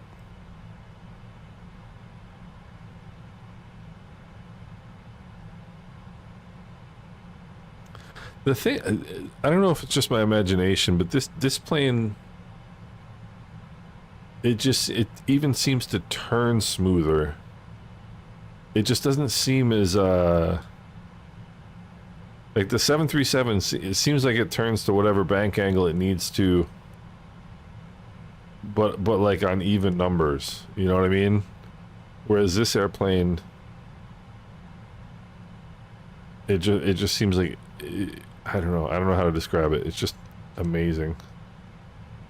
It's an amazing airplane.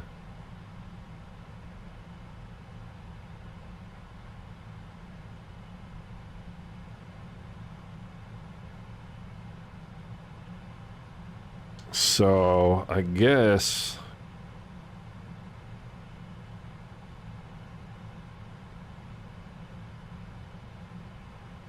see what I mean? It sort of anticipates turns. It doesn't fly through waypoints and then kind of bomb, you know, make like a kind of mechanical turn. It just seems to smooth its way through. It just irons out the turns. It's just amazing.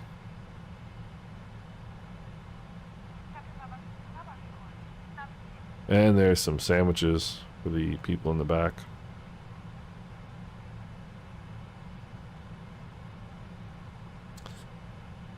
So I guess with a lack of anything else to do for the time being, what we can do is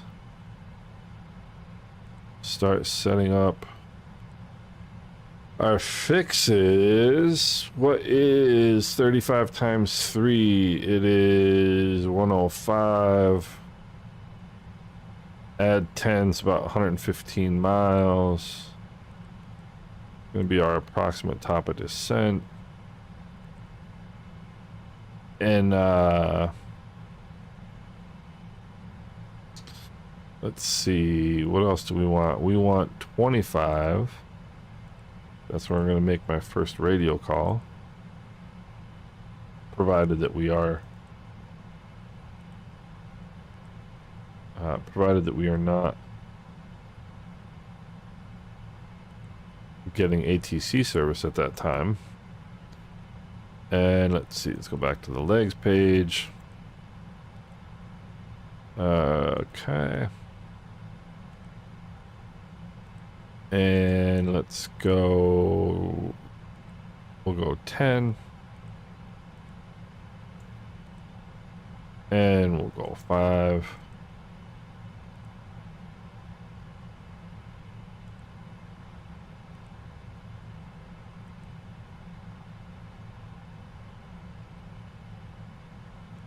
There's that. Another thing I want to check. 19.7 and above.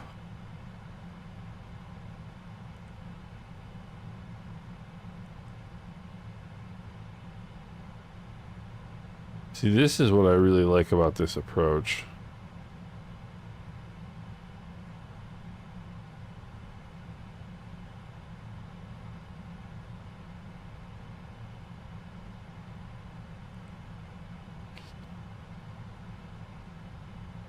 Glide path 3 degrees right there.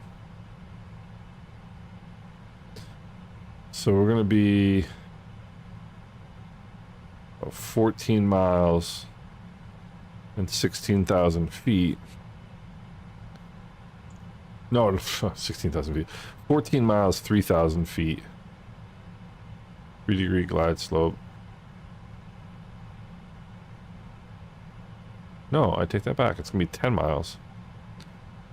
10 miles, 3,000 feet. It should be 300. It should be 300 feet per mile. Is give or take a 3-degree glide slope. So we got that. Imagine we're going over some mountains here. I swear I don't think I've ever had Flight Sim 2020 this smooth. I don't think I've ever had it this smooth. It's unbelievable.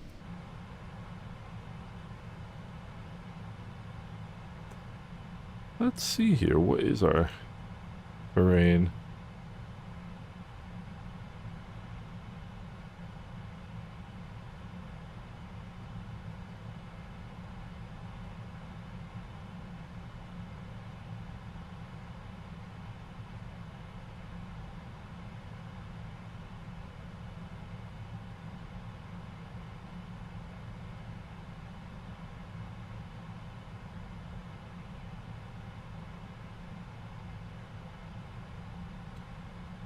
Don't need an IFR low chart, that's for sure. So let's see here.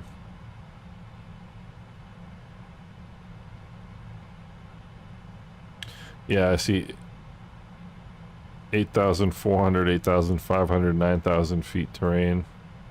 So this is clearly mountainous terrain. That's why we're getting bounced around a little bit.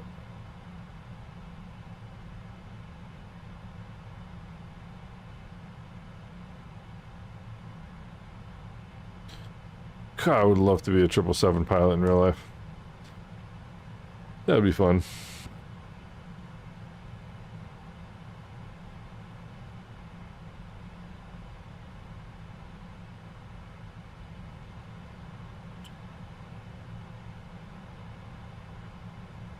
.610 knots ground speed.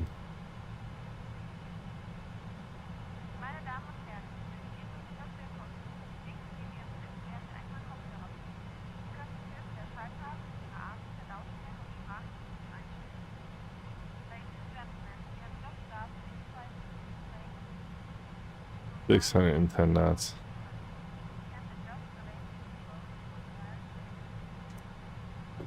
So what else can we do here? Send the form by our side, there would be a modest fee. So here's what we're gonna do. Let's start setting up the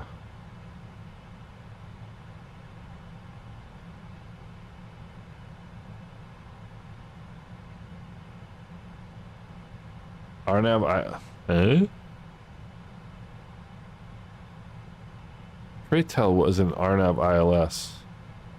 Well, I'll tell you what that is. So anything that's listed in the title of the approach chart, you need in order to fly this approach. So it is an ILS approach, but you need RNAV and DME to fly it. But you can replace DME with GPS, so you don't even need, or with RNAV in this case.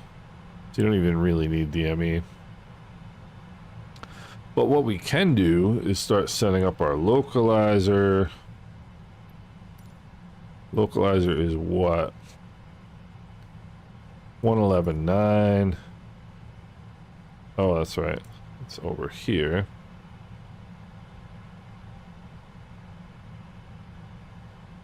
Nav radio.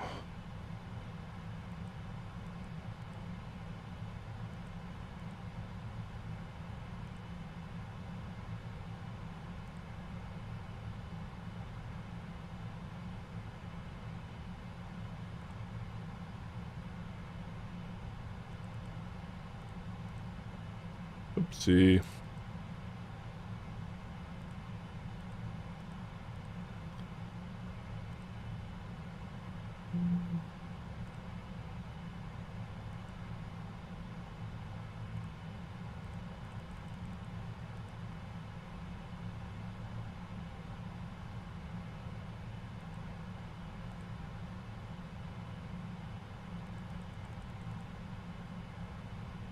So as a matter of fact, it should load all the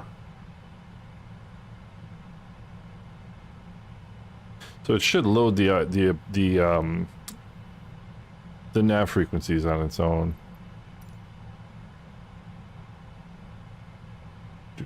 Do.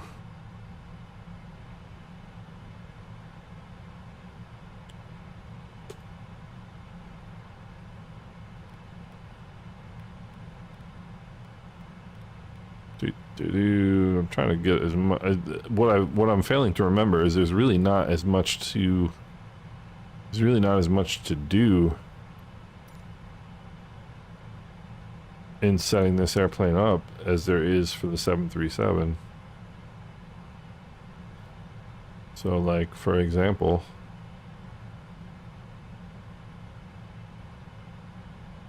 you don't have to set up landing high, airport elevation. I don't believe you have to tune the frequencies yourself.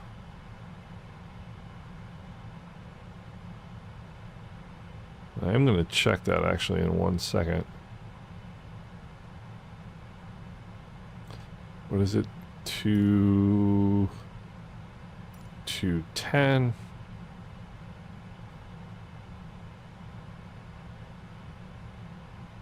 Gonna set up as much of this as I can as far in advance as possible, because that makes life easier.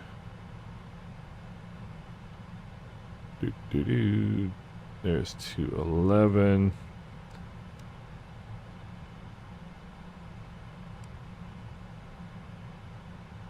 So there's, you can just start seeing our top of descent right there.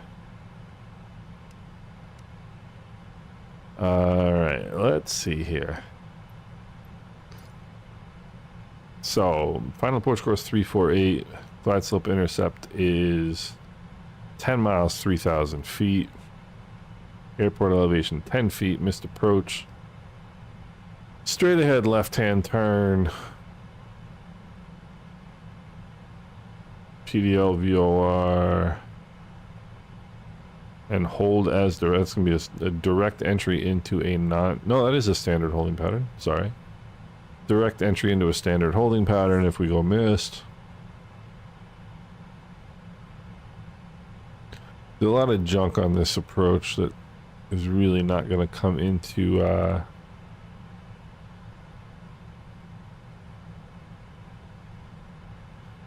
yeah, B101.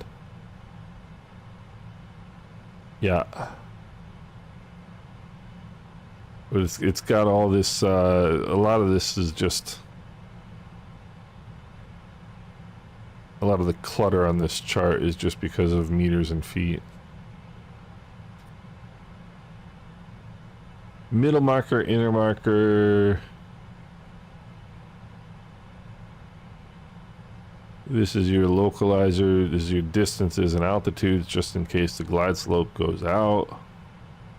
There's a great trick for doing that if you're flying small airplanes. And you're flying RNAV approaches, tune your localizer in case in case the GPS drops. You've still got a way to fly the approach. So the localizer out, the glide slope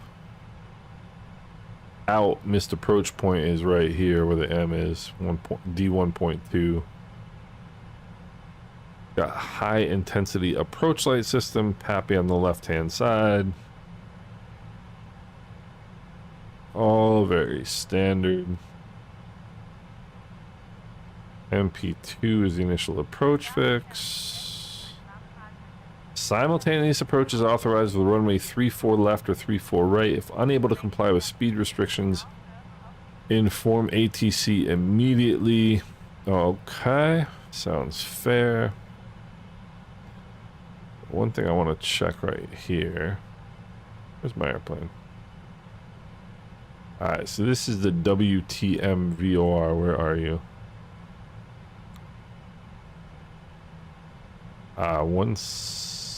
Oh, but that's, see this, okay. That's not a waypoint on the flight plan. So this is 1088.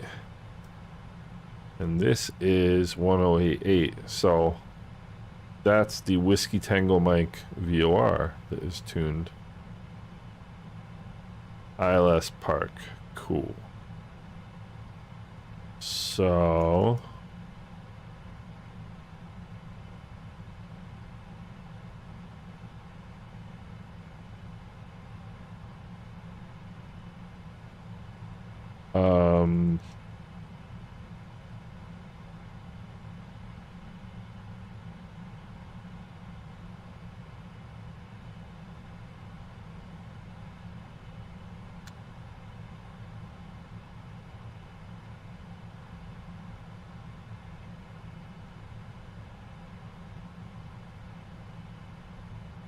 let's see here.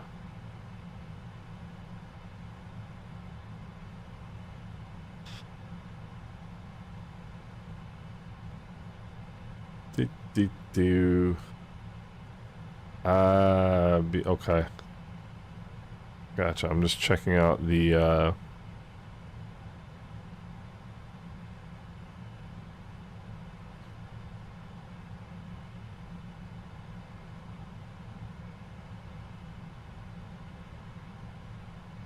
alright. So many things to geek out about in this airplane. I love it.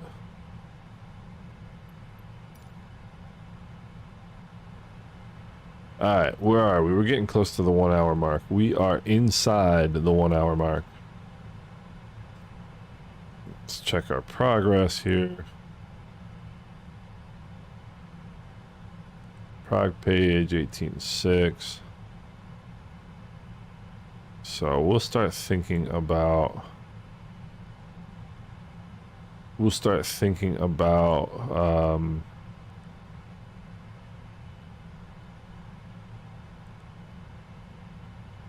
transition level is 12,000, 11,800,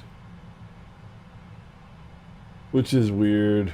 I'm just gonna call it 12,000, and we'll get weather as we get closer.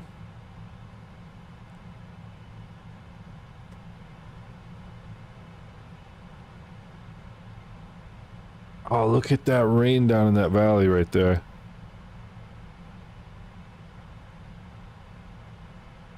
How cool is that?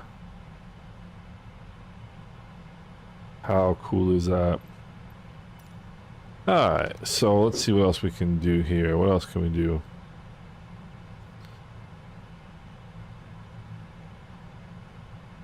Let's check out. One of the things I always like to do early is check out our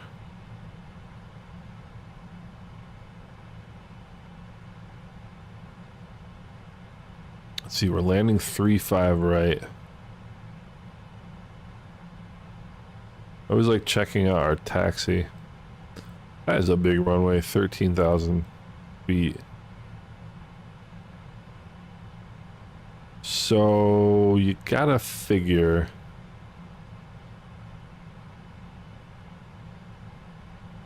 with any amount of competence I'll be off by Papa 4. That is with any amount of competence, so it's not guaranteed. Parking stands, aprons 1, 2, 3, 4. Harold, love the 777, great machine. I agree. Let's see here. So hopefully here, and quiz time. What is that? That is the airport reference point. What is the airport reference point? What does it mean? What does it tell us? I'll give you the answer shortly.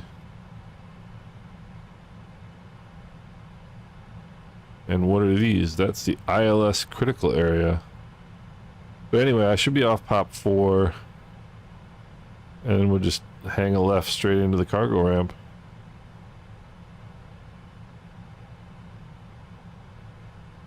So the airport reference point, exactly B101. So an airport, I mean, look at the size of this airport. Look at the size of this airport. I mean, this runway is almost 3 miles long. So how big is this airport? So where are you going to tell me this airport is?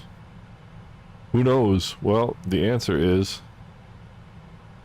ARP, Airport Reference Point, right here. And why does that matter? Doesn't really matter in Shanghai, I don't think. But it might matter somewhere else. But the reason it matters is... this is on the VOR. Okay. Let me see if I can find a different approach that doesn't have... No, that's the VOR. So these are all going to be off the VOR. But let's say... Let's take a quick look at...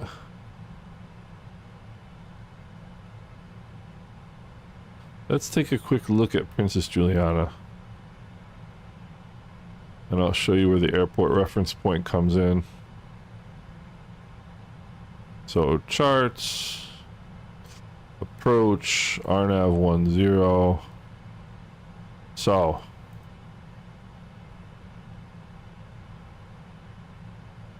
make this a little bigger so you can see it.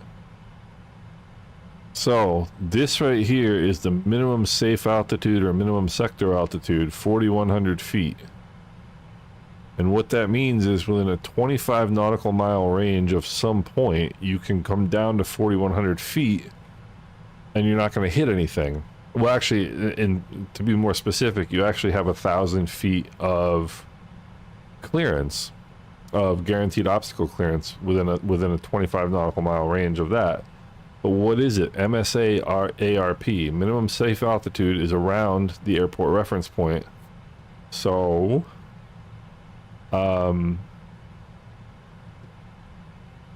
basically, that's you get that on a lot of airports. And I'm wondering right now. I'm wondering something interesting. What is the highest point on Saba? The highest point on Saba. Because it's unusual that the minimum sector altitude here is 4,100 feet. But the highest object that I can find is 1555. Because usually it's 1,000 feet above the highest obstacle. I was thinking maybe the highest obstacle is in Saba. But anyway. I have a lot of free time on my hands. Great Machine. Oh, no way. Harold, that's amazing. You know a lot more about the 777 than I do, that's for sure. Oh, that must have, so Harold, did you get to fly with the 777 from, you must have flown from Seattle then to Amsterdam. What a cool experience that must have been. Wow. Alright, Agedu here in 4 miles, so let's see here.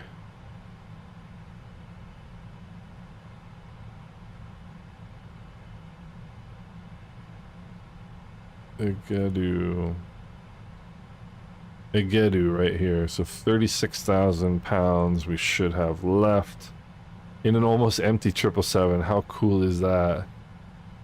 Yeah, so we're a little bit low on the fuel. That's really cool, Harold. Yeah, I bet you it certainly did. That's amazing.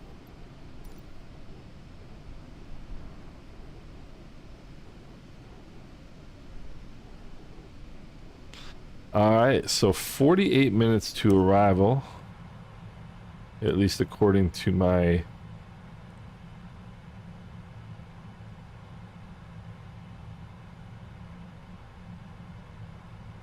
At least according to my, my ACARs. So there you can see our top of descent range ring. starting to show. So I think, let me see. We're gonna fly right over Wuhan. How funny is that?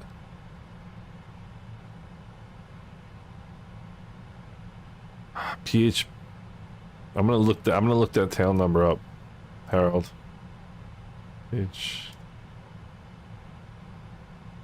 BQA. All right. Yeah, I knew what you meant. Yeah, and that's still flying. That's flying today. No, flew today, Tokyo to Amsterdam.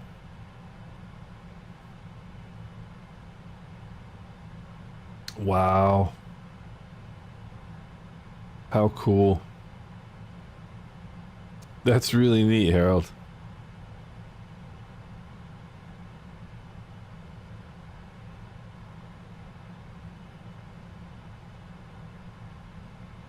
Yo. I put that down, it was accidentally.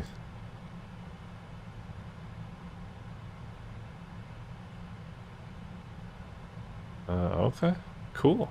I just found a new click spot.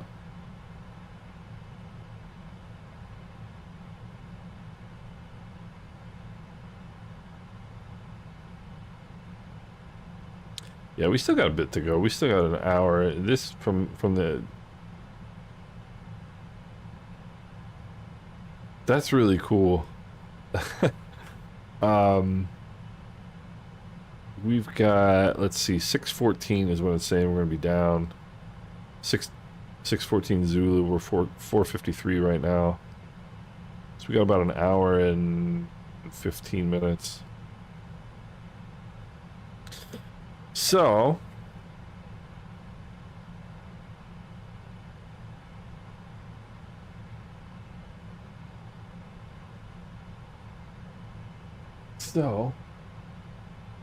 kind of fun.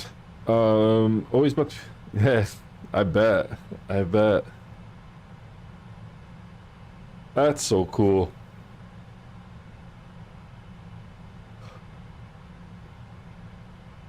Yeah, the PM. I mean, I enjoy other airplanes. Like I particularly enjoy in Flight Sim 2020. I really like the ATR. I have a good time with the ATR. But the thing about it is, not everything works the way it should. And that's the thing about PMDG is everything works. Everything works. You know, like you don't have to worry about it. They're just so beautifully made. They're just amazing.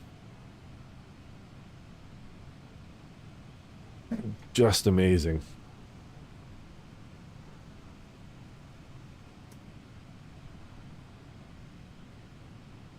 Yeah, this livery is sweet, isn't it? I love it.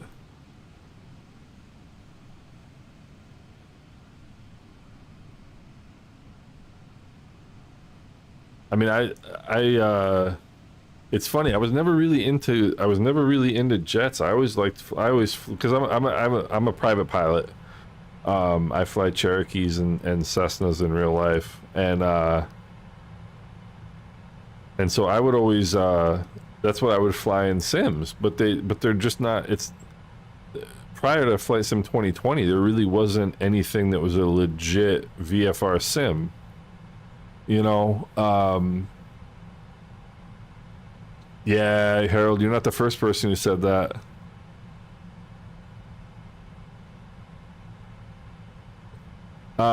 Racing Bros, you know what? I have a 3080 Ti and Flight Sim 24 runs like a dream too. It really does. But this sim right now is running as smoothly as it ever has for me.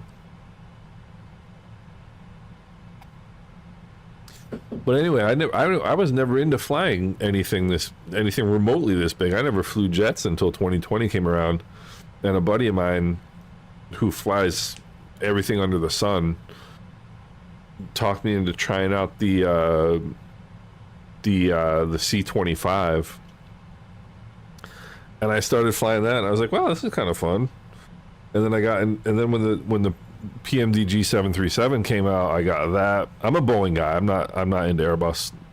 Then I put quite a bit of time on the 737. But this plane is just amazing. This plane really is amazing. And Harold, I'm the same way. And the Black Square Duke is unbelievable. It is an amazing airplane. That, to me, that's kind of like the perfect. To me, that's kind of like the perfect. I don't know if compromise is the right word. But like it's fast enough.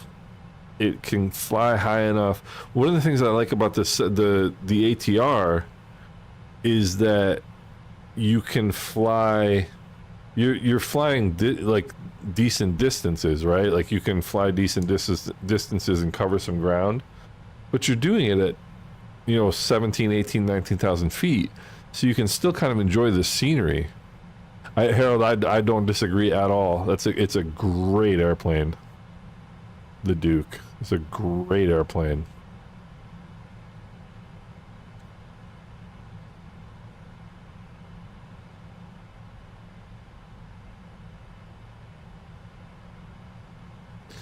The Duke is a great airplane. You know what's also a really fun airplane is the Beech 18, the D18. Really fun airplane. Yeah, Racing Bros, I haven't tried it. And by the way, we are making. I gotta take a picture of that. 628 knots of ground speed right now.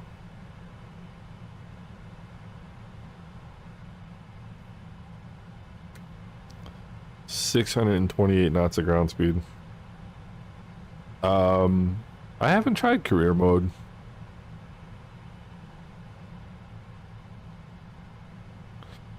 So we're just about the hour and 15-minute mark.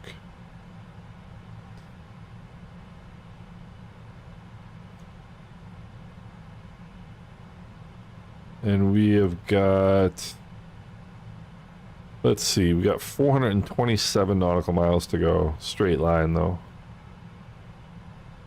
Oh, man, are we moving.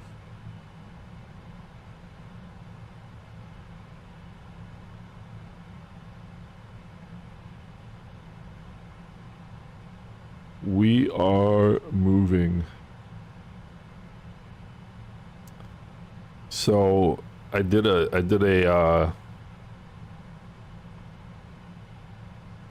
777 flight yesterday just to get my eye in on the approach and the landing. I did all right, but there's a there's. Yeah, I'll show you this. Hold on. Let's see here.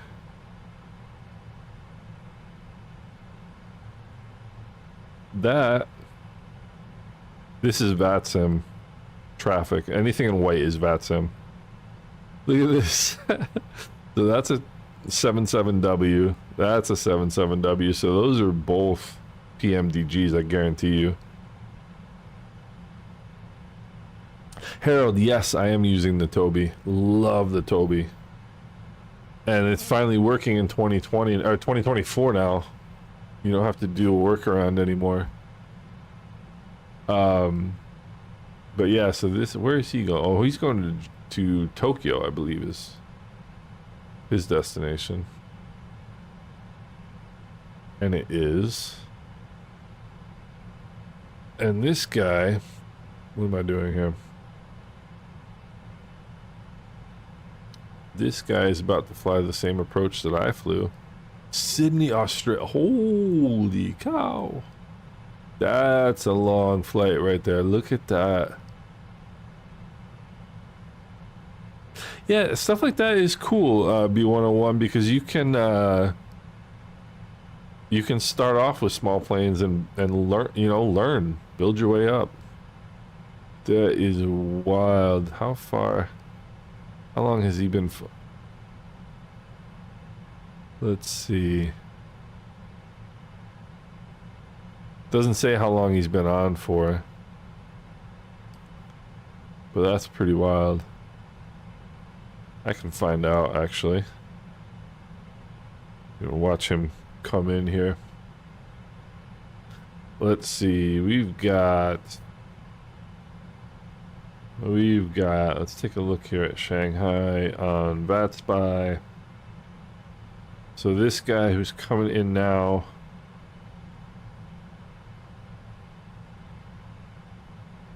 Oh, so... he connected 20 minutes ago. Probably connected right there. So, he didn't do the full flight. But that's actually the norm... the entire distance for that flight... the entire time for that flight is 10 hours. Sydney to Shanghai. It's pretty cool. That's the cool thing about this plane is you can do these crazy trips. Yeah, the settings are really confusing, Harold, and there's a way to... if you've got them working in 2020, which I do, obviously, there's a way to get them to just to copy the file from 2020 and put it in 2024, and it'll work the same without having to set it up again.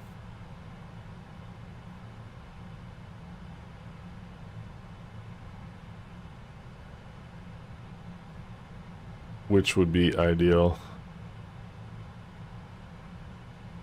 Yeah, the settings in 2024 are mind-boggling.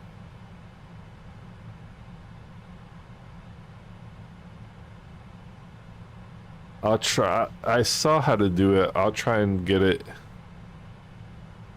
613 knots. 160 miles is going to take us, what, 15 minutes?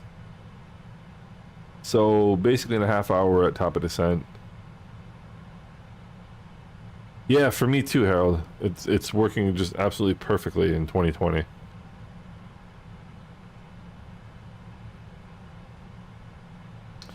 So I'll have to do... I'll do a video on that, Harold, explaining how to fix it. Or how to transfer your settings over. It should be pretty easy.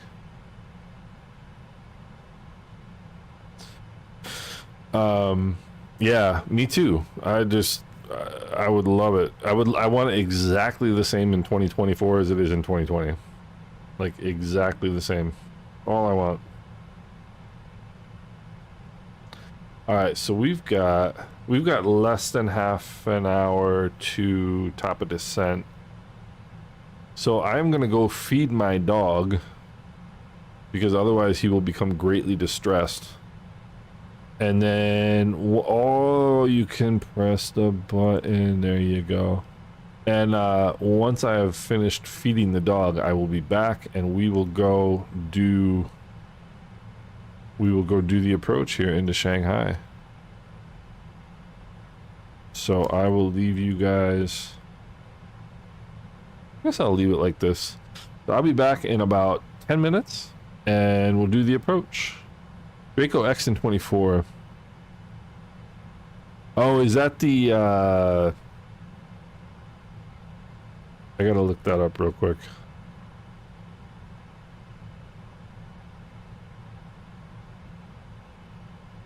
Oh, okay, that's the Bush plane, right? Yeah. Oh, so Harold, I have a friend who owns one of those. Not the X, but he has a Draco. And I was doing touch and goes one time at my home airfield, and he ground looped it while I was on downwind, and they closed the runway, and I had to go somewhere else to land. That was pretty funny. I mean, it wasn't funny at the time because I was annoyed. Yeah, it does. But the thing with the Draco is, at least in real life, is it's so powerful, and a tail dragger with that much power it's a handful, you know. Yeah, at the time it was pretty annoying. I have to tell you. I was glad I had enough fuel because I usually don't carry a lot of fuel if I'm doing touch and goes. But or actually, that's not true. I actually always carry. I always fill the Cherokee to the tabs. You mean the aviation hub? You talking about the Draco?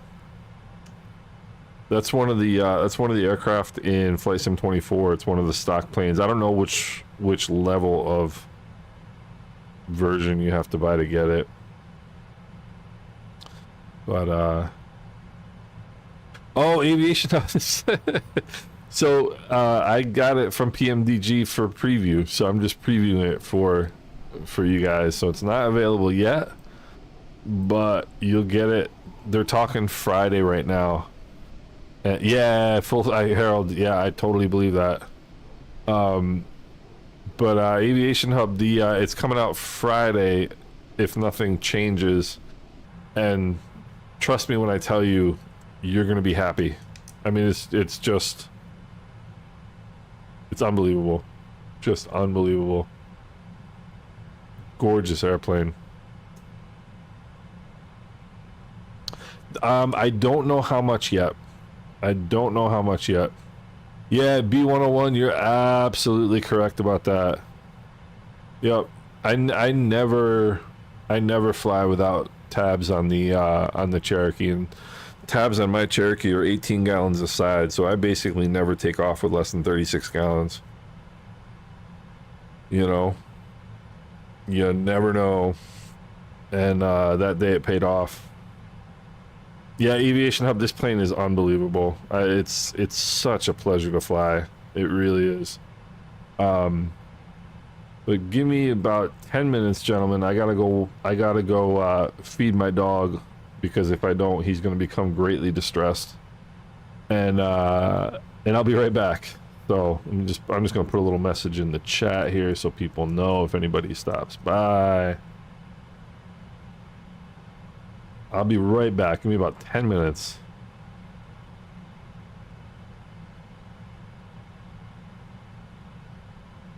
Let's see. What's the ZUUU time right now? 2025. I'll be back at 2035 ZUUU. Oh yeah, Aviation Hub, it absolutely is. It absolutely is. And I tell you what, Flight Sim 2020 is flying as smooth right now as it ever has. I mean, I flew the regular 777 yesterday, the 300, and it was just butter smooth. And this one too. External view, please. External view it is. I mean, it's just so beautiful. Love those the wing swept to this point. I just love it. It is just amazing. I mean, it's unbelievable that we can sit here in our living, you know, or sit here in our office and do this. It's ridiculous. Just ridiculous. So all right, gents, I'm gonna put it, I'm just gonna leave it here just because I don't know what everybody's gonna want. So I'll just leave it here. I'll be back in 10 minutes. Just gotta go feed the dog, gents. I'll be right back.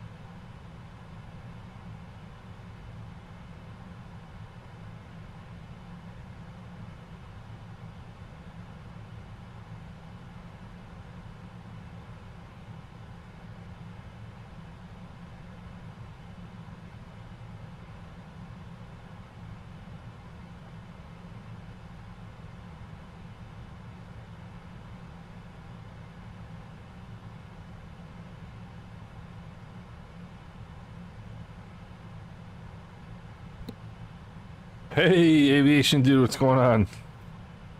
Christoph, my specs are 12,700K and 3080 Ti. And that is, that's what we got. Let's see. Let's see. What is my ACARS is telling me we got 24 minutes to arrival.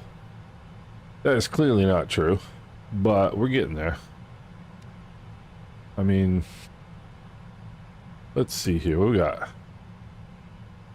Top of descent, 528, and it is 519. So we got 9 minutes to top of descent. So I guess we have to start taking this seriously here. All right. No more goofing around. All right, let me get myself situated here.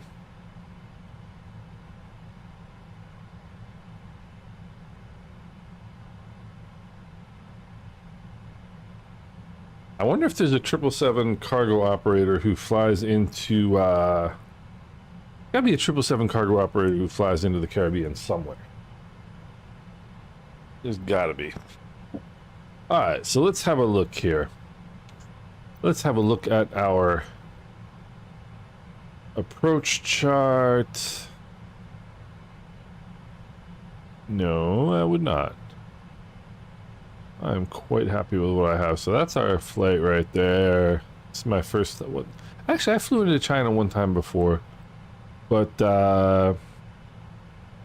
alright, let's see here. Let's drop this down here a little bit. Now we got ourselves a nice... Alright, so final approach course 348. Glide slope intercept is at 3,000. So let's dial in. Let's dial in 3,000. Why are the Chinese so hateful of feet? Why do they not like feet? Somebody tell me. Alright, there's 3,000. Alright, now let's check and see if we can set up 1096. Alright, that's what we need right there. That's the ILS frequency, 111.9. Final approach course 348. Decision height 210. I almost had that in. What's the difference between a decision height and a minimum descent altitude? I got all kinds of stupid questions I can ask you guys. Did you ever make changes to the F? No, I didn't actually. I actually just flew the 777 straight up, and it was always great. Let's make sure. Okay, we're in VNAV path mode. Good, good. Final approach course. I don't quite want to dial that in yet.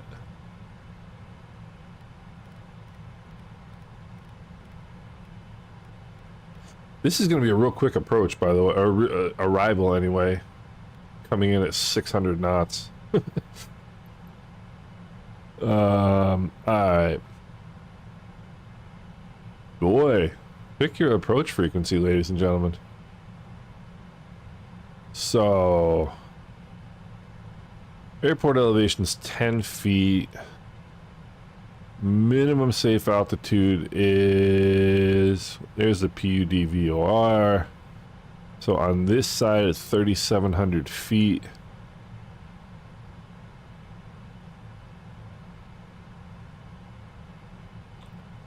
I wonder what that is. That's an altitude at the VOR. Doesn't make sense. Huh. Interesting. But anyway, so 111.9 is the localizer. We've got that. Missed approach, climb straight ahead to 500, then a left turn, track 318, which is here, to 990 feet, turn left PDL VOR. Okay, left PDL VOR at 2960. and then it's a direct entry into the hold. Same outbound course as the final approach course, which is pretty convenient. Transition level 11,800 feet, which is annoying. We're gonna call that 12,000. Let's see. Yeah, that's what I was thinking too. B101.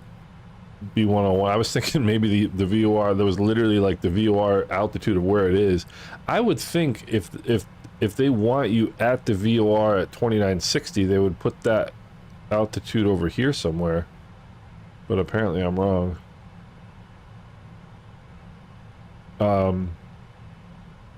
In any event,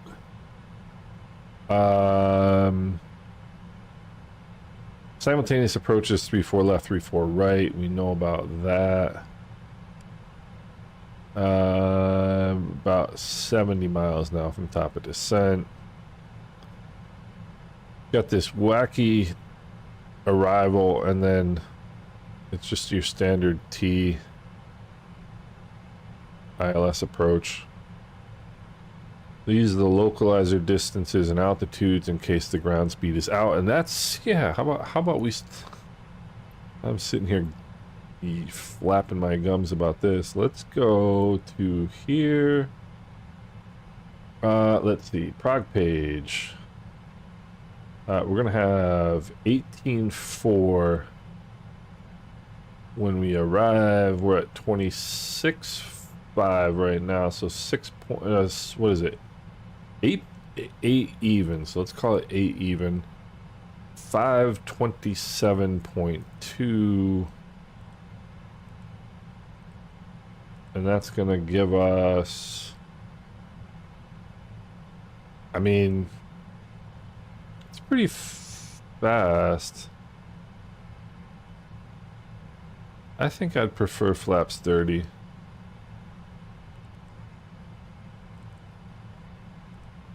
I think I'd prefer flaps 30, even though it's a 13,000 foot long runway. I don't know if I feel like coming bombing in at 152 knots. Let me see what my approach winds are.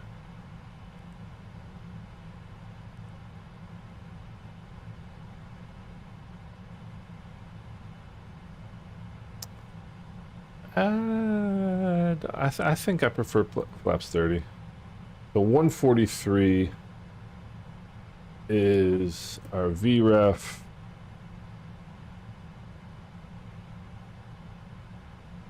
.143 is VREF. Yeah, ILS is tuned. 111.9, 348. So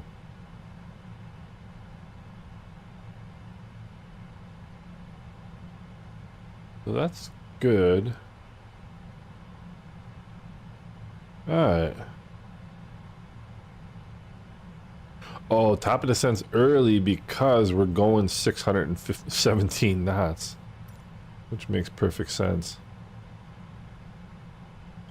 So you figure about 800 feet a minute in the descent. Yeah, I mean going 150 knots, 155 knots. You're gonna be descending pretty quick too. So I'm quite happy to do this. Let's take a look at the arrival. Arrival is take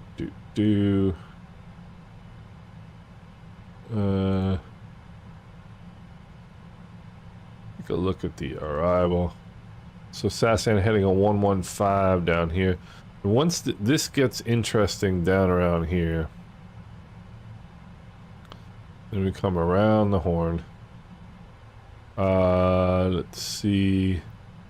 Radar vectoring, direct MP2 available when aircraft in the fanwise sequence. I mean, doing this in real life, I'd be sweating bullets in single pilot in 777, but I mean, this is obviously something you would spend a heck of a lot more time You would spend a heck of a lot more time briefing than I've done. But,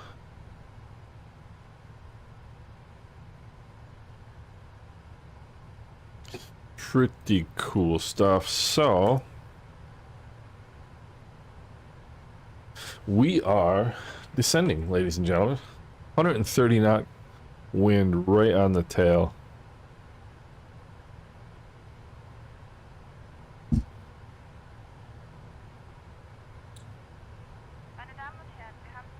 And the cabin crew is going to be serving sandwiches to the packages.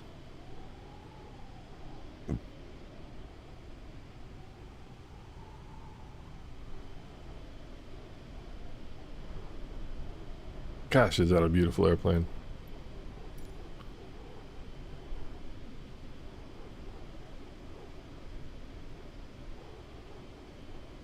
Absolutely stunning.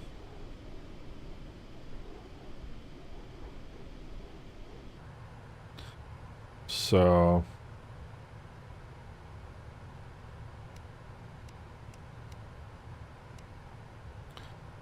it's about where I like that.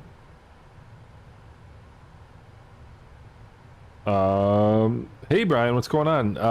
It is going to be released Friday is the estimate.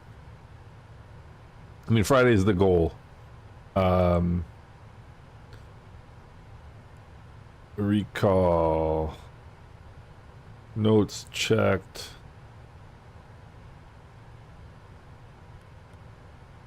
Go auto brake 2. Landing data, VREF and minimums are set. Approach briefing is complete. So yeah, so Friday is the estimated release.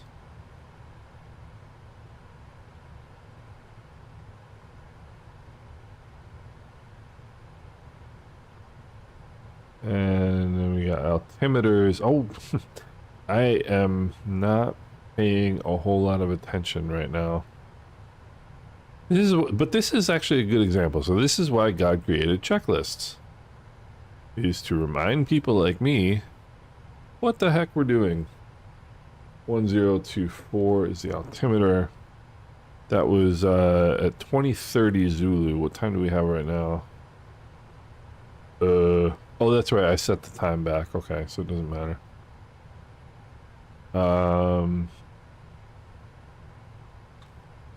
So 1024 on the altimeter.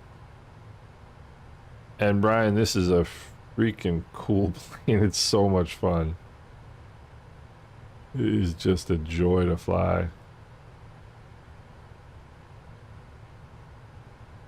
It is 1027.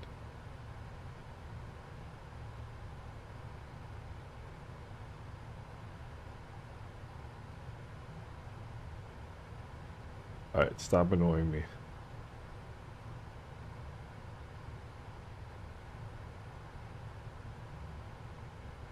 Why it won't go to 1024? 1023? 1024. There we go. Alright.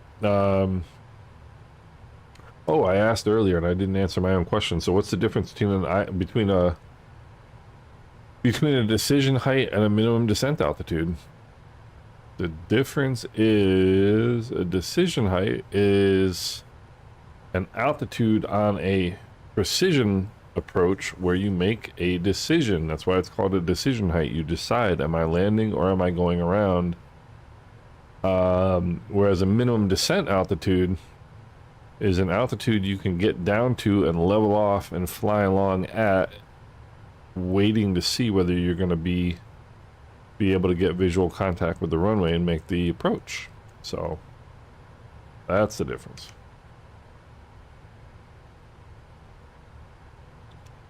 I was thinking, I woke up at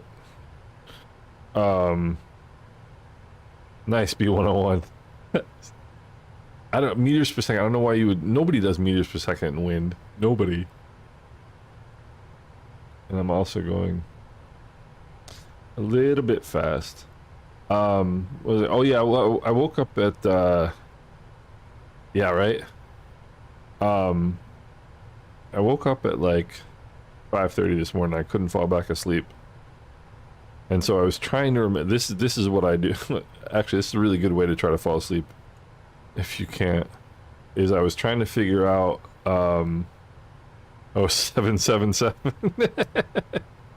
I get it now. It took me a minute. Yeah, you're right. Holy cow, it's hysterical. That is funny.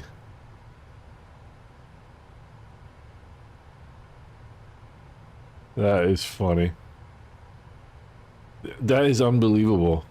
So what B101 just pointed out, so the winds in Shanghai are 030 at 04 meters per second, which is 7.77 knots.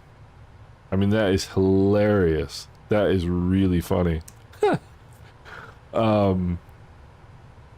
But anyway, so I woke up at 5:30 this morning, couldn't fall back to sleep, and so I was like, all right, well, let's test your brain. And so I was trying to remember all of the minimum equipment requirements for IFR flight. Tell me I'm not fun at parties. So let's go through it. What do you need? You need a clock with second hands. You need oil pressure and a power gauge, either manifold pressure or tachometer for each engine. You need indicated airspeed. You need a sensitive altimeter, and the sensitive altimeter is the one most people don't understand. And I can explain why. So a sensitive altimeter, people think a sensitive altimeter is an altimeter with a Callsign window. What is a Callsign window? That, well, an altimeter that you can adjust the pressure, right? Most people think that's what a sensitive altimeter is, but it's not. That is not the correct answer. The correct answer is a sensitive altimeter is one. Put out some speed brakes here just a little bit. A sensitive altimeter is an altimeter that has 10 foot markers on it. Because a lot of older altimeters on small GA aircraft have 50 feet increments on their altimeters. And those are VFR only altimeters. Even if it's got a Callsign window and you can adjust the pressure, that is still a VFR only altimeter. So you need a sensitive altimeter, you need a vertical speed indicator, you need a magnetic compass, you need... Heck else do you need? What else do you need? You need radios. And you need an electrical system capable of powering those radios. Because what good are radios if you can't use them? So you cannot fly IFR without radios. You can fly VFR without radios. Even though it's stupid. Jacob, the 777F is unbelievable. It is absolutely amazing. It is every bit as much fun to fly as the thing. To me, the biggest difference is it opens up a whole lot of new routes, right? Like I'm flying a route right now for my virtual airline, Deutsche Lufthansa virtual airline. I'll show you my. That is so cool. So I'm flying a leg for my virtual airline right now that I never could have flown before because I didn't have a cargo plane. And what I like to do when I fly VA flights, I like to look. DLH Virtual has some really cool features, and that's why I like the VA. One of the things that you can do is you can look up routes by routes that have never been flown by anybody else in the VA. So there's a whole bunch of routes that have never been flown before. That's why I'm flying this one. This is Chengdu to Shanghai. And nobody in the history of Deutsche Lufthansa Virtual Airlines Ah, Jakob. Yes, indeed it does. Wo kommst du her? Ich habe jahrelang in Hamburg gewohnt.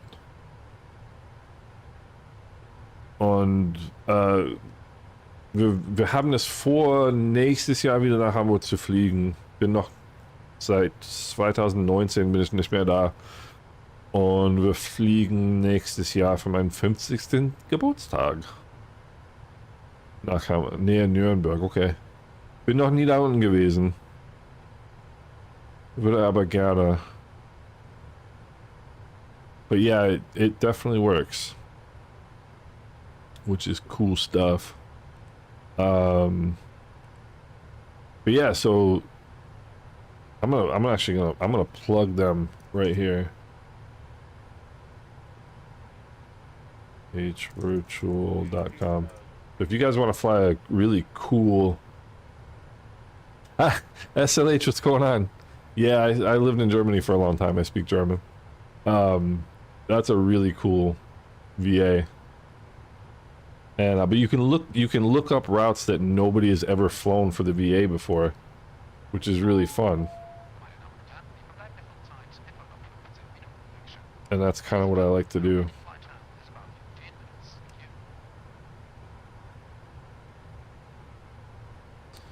So,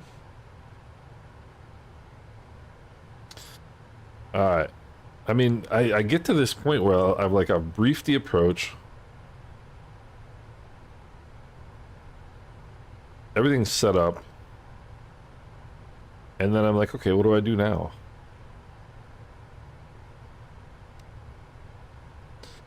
Alright. First thing I can do now is get my speed under control. Still 40 knots on the tail. The wind here.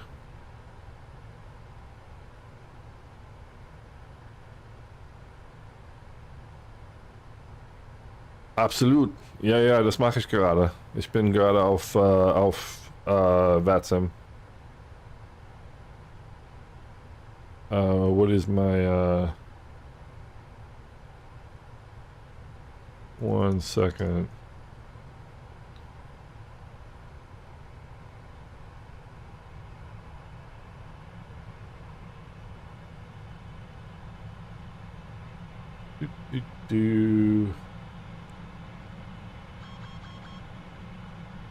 Oh, okay, yep.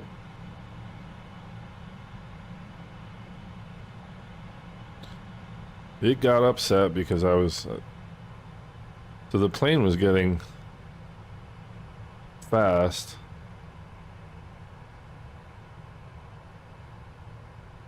But, I put out some speed brakes, but I forgot to bring them in. Now would be a good time to have my approach chart up. Alright, let's see here.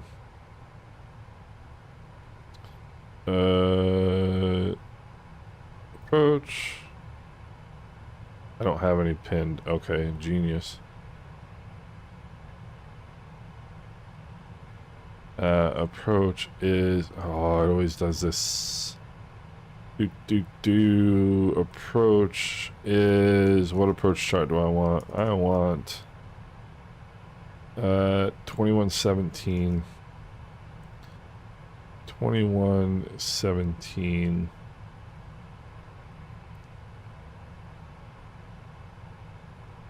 2117. Alright. There we go. Alright.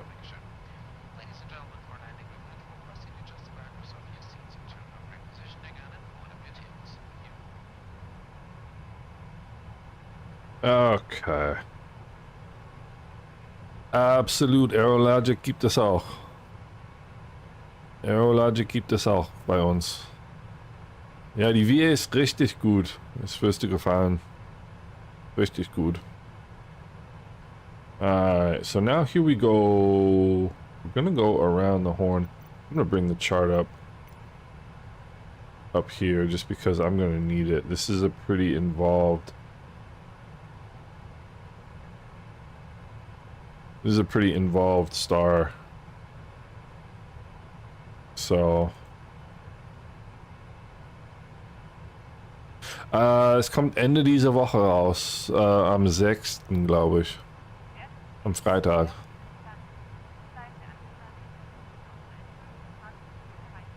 Ah, here we are.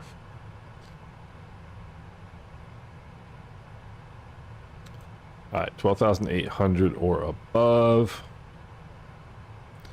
Kind of wish you could get rid of this little flap over here. Alright. Right on speed. Right on. Das haben die noch nicht gesagt, glaube ich. Ich glaube, es wird ungefähr so viel wie wie eine normale 777. Ich glaube so 50 oder so US-Dollar.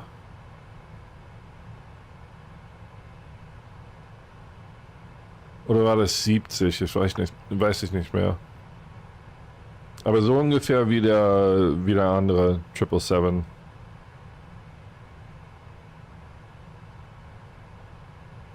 Alright.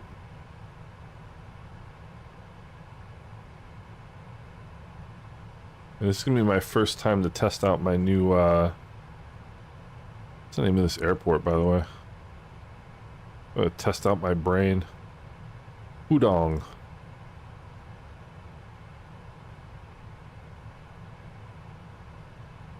Pudong. 12,000 feet is transition altitude.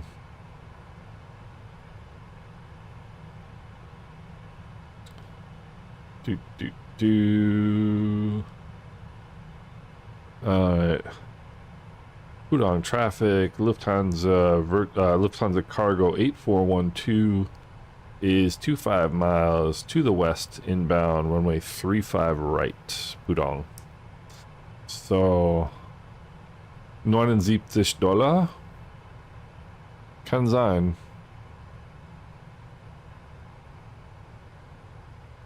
Kann sein. Alright, so coming up on transition altitude. Just hit that real quick. Alright. Look at it. I mean, Shanghai is one of the biggest cities in the world. Look at this. How cool. Alright.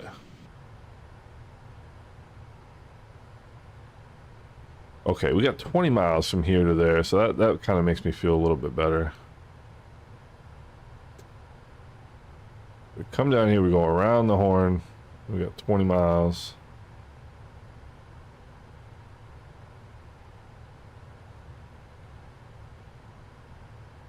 I think it's going to be pretty easy to slow this down.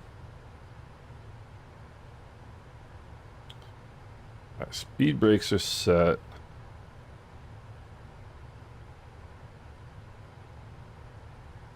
Ja, Jakob, das könnte ich auch mal machen. Vielleicht mache ich ein Video dafür. Es gibt einige, aber ich bin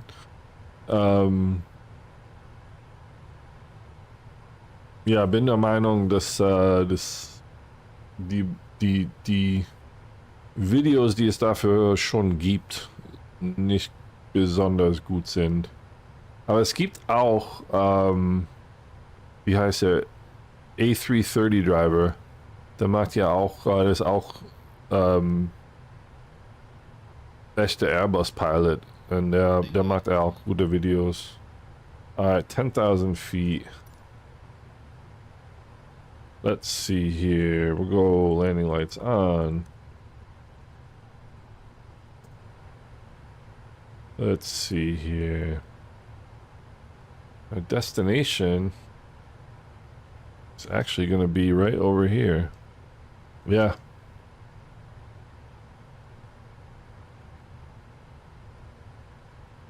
You see, that's our destination right there. We're gonna go. around the horn. So, you gonna cut the throttles and just make a short approach right here. What do you think? No?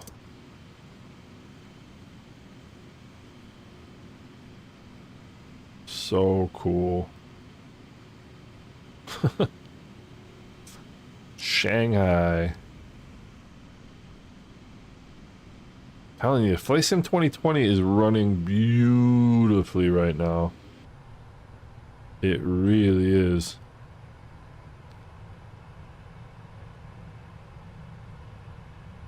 Alright, what do we got here? Should be coming down to 5,900 or below here. 2960 here.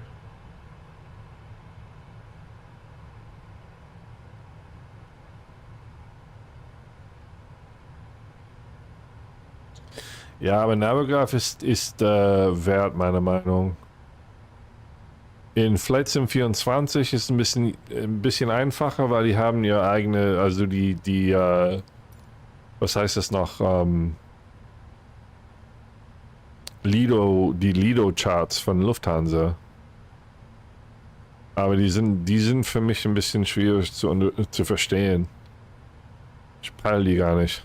Weil das sind nur für Airliners, ne? Also nicht für General Aviation. Und daher kann ich mich nicht so gut aus mit denen. Aber das kannst du in 24 ein bisschen besser machen, weil die ihre eigene Charts haben. Aber für meiner Meinung nach ist Navigraph wert. Aber es kommt darauf an, ja, muss jeder entscheiden, ne? Look at how many runways. Alright. Now the question is, what do I want to do with my life right now? What I want to do, we're on speed. That's pretty funny. Alright, we've got from PDO 20 PF2.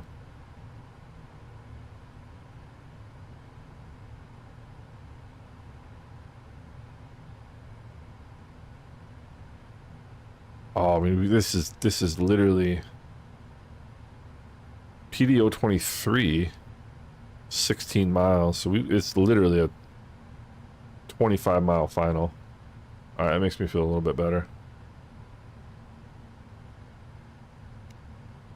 And this is beautiful out here, by the way.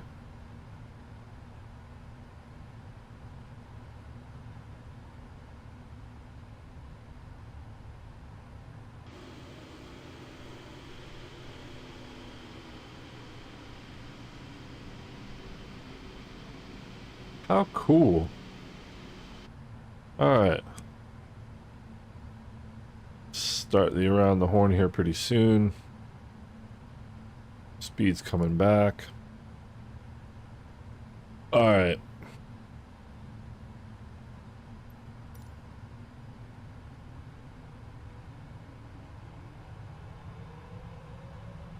Ja, es gibt auch eine andere, die auch die Lido-Charts hat und das kostet, glaube ich, 3 Euro pro Monat. Ich habe ein Video dafür gemacht vor einer Weile. Weiß ich nicht mehr, was es heißt, aber es gibt eine andere Möglichkeit.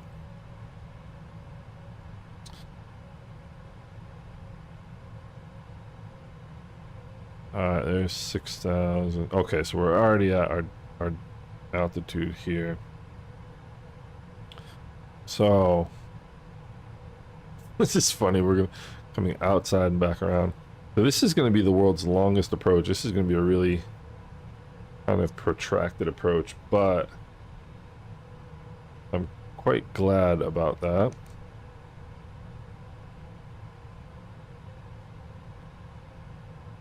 Because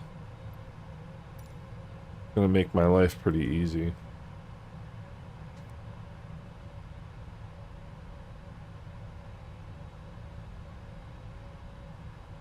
Gosh, Shanghai, China is beautiful. Who knew?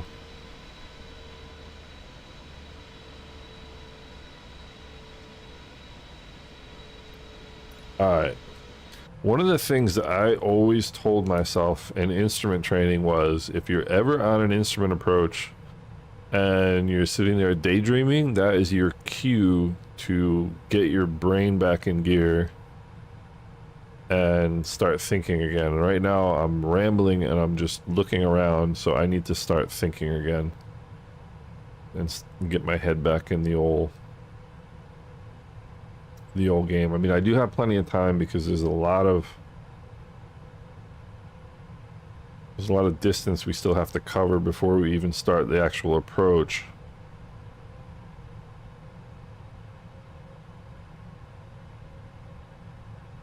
This is gonna be heading at 276 and then a right turn to 348. That'd be also a good thing to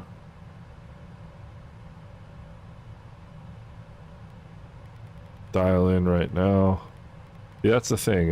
If you start daydreaming when you're flying instruments, it makes life difficult. Alright, what is the minimum on the approach? Well,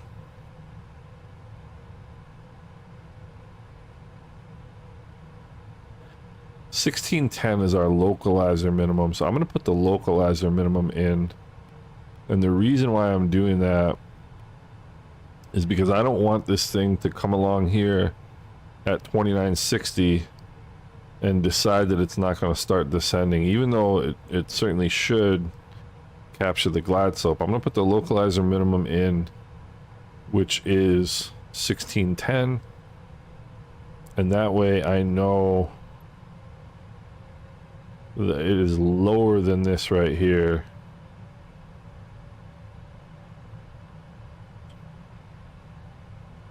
Okay, so we're coming in heading at 278 and it's gonna be a slight left turn to 258 and then the right, and that's our 90 degree. Alright, so let's make sure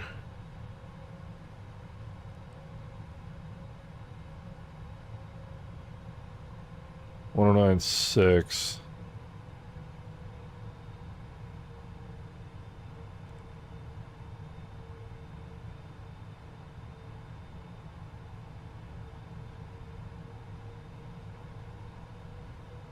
Alright, well.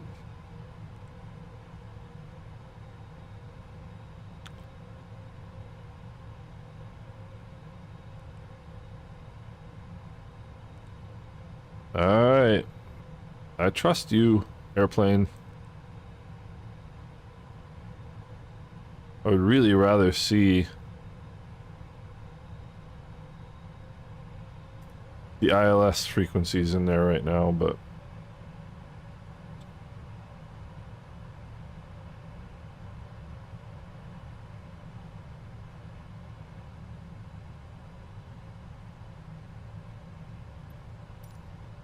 a real quick look here.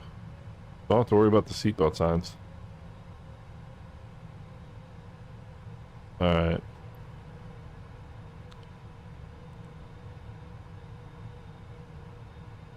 Alright, 143 and 70 is...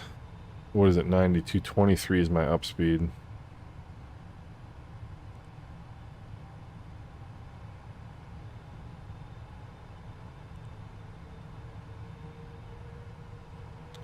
Alright.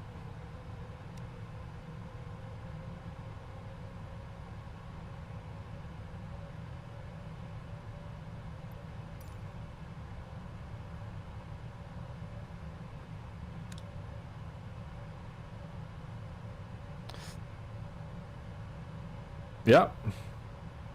Heb jahrelang in Hamburg gewohnt. Ich spreche sehr seltsam Deutsch heutzutage. Aber es geht noch. Es geht noch. Wir waren 2019 waren wir wieder in Hamburg und nach 3-4 Tagen war es ganz schnell wieder da.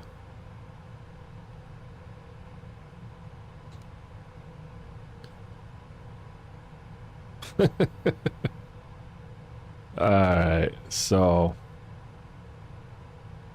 max 220 knots. Ja, ich versuche es mal.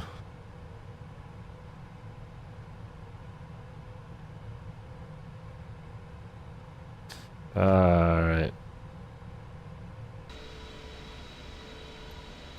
Telling you, Shanghai is pretty cool.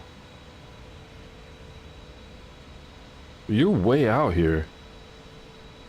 I'm just realizing like how far out here we are.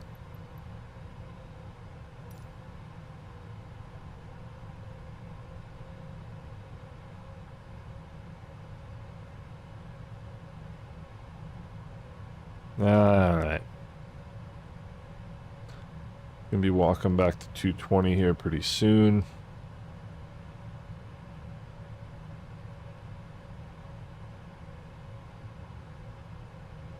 Now is when I start to sweat. I always get nervous on approaches. Can't help myself.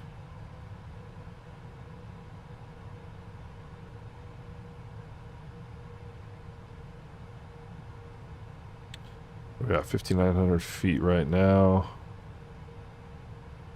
20 miles to descend 2,000 feet. 3,000 feet.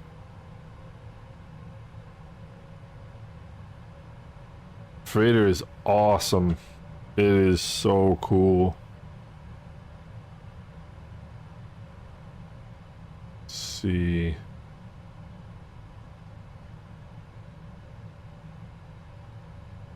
You know what? I want 220.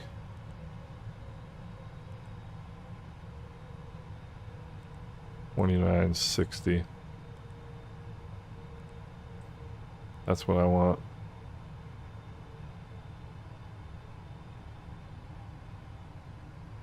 The reason I just changed that is because this was $29.60 or above.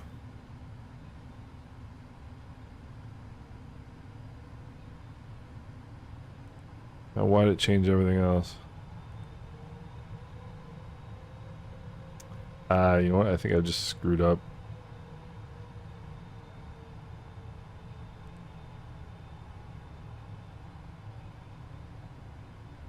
I think I just screwed it up. Darn it. Well. Computer Zoc 9. 9. I said. Alright, well. We'll have to figure this one out.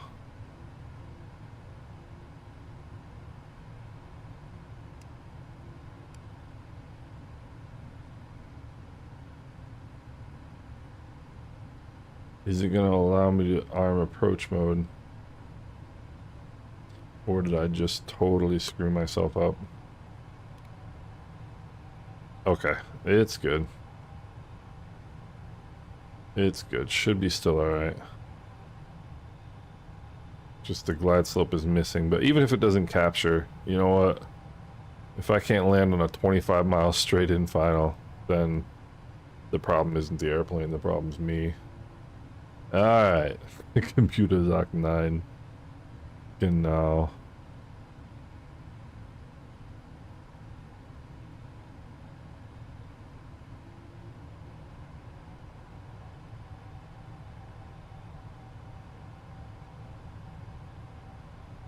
I think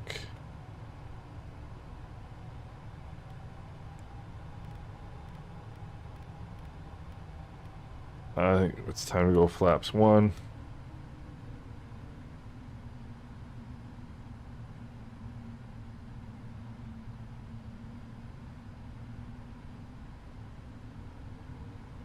Sorry about the chart being a little, that's the frame gen mod.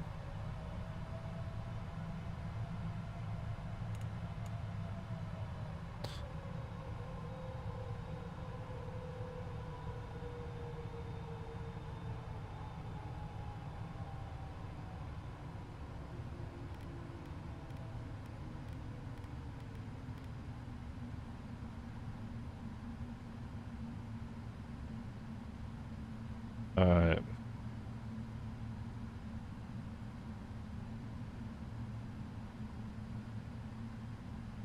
Yeah, I mean, look at this. We're just inside the 25-mile range ring right here. Pudong traffic. We're on a 25-mile right base for runway 35 right.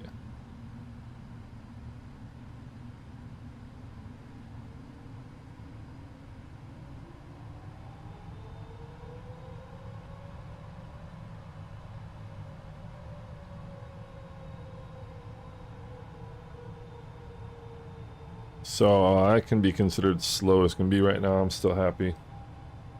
Alright, speed brakes, landing gear, flaps. We're good to go. Alright. Pudong traffic, Lufthansa cargo 8412, 25-mile right base, runway 35 right, Pudong. Alright, we are on VATSIM.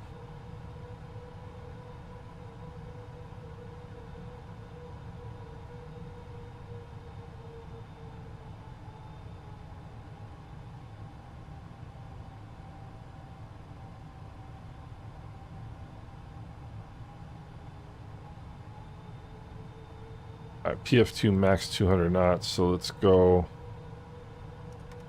flaps 5.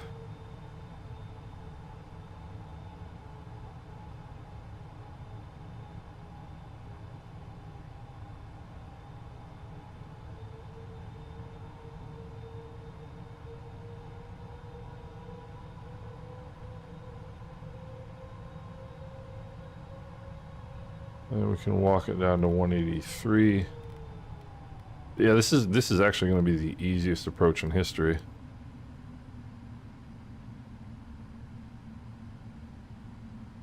Alright, there's 3,000 feet. And we'll hang out right there.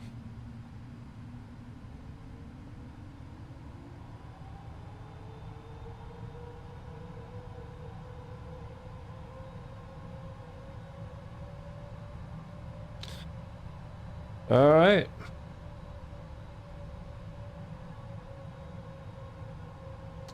We are on the world's longest right base. Look at this bridge out in front of us. How cool is this? I wonder where that goes. Over there, obviously. What a cool flight this has turned out to be. How come nobody for Deutsche Lufthansa has ever done this flight? Crazy. Alright.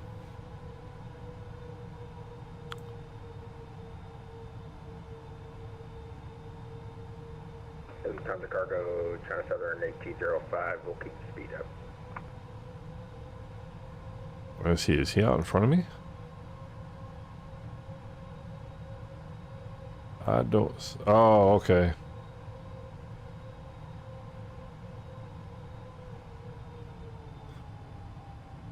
He's trying to keep the speed up. I don't know why he's doing that. I'm in front of him. Well, no, he's in front of me. Okay, so here's another IFR quiz. Who has the right of way right here? See him? Right out in front of me? He's making the approach to the same runway. You know why I have the right of way? Because I'm lower than him. Airplane that is lower has the longer... Or has the right of way on an approach. Pudong traffic, Lufthansa cargo 8412, returning to a 25-mile final runway 35 right. Pudong.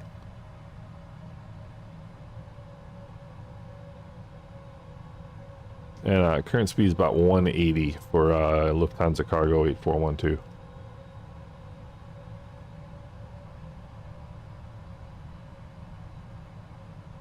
Just want to let him know.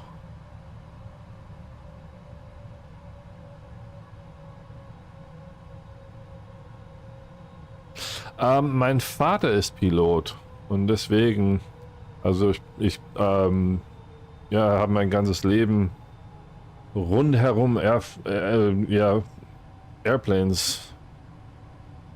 Ja, also ich bin immer dabei gewesen. Und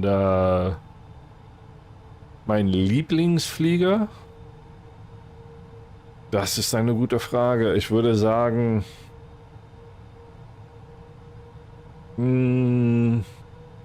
Wahrscheinlich dann wieder der 373 oder 737.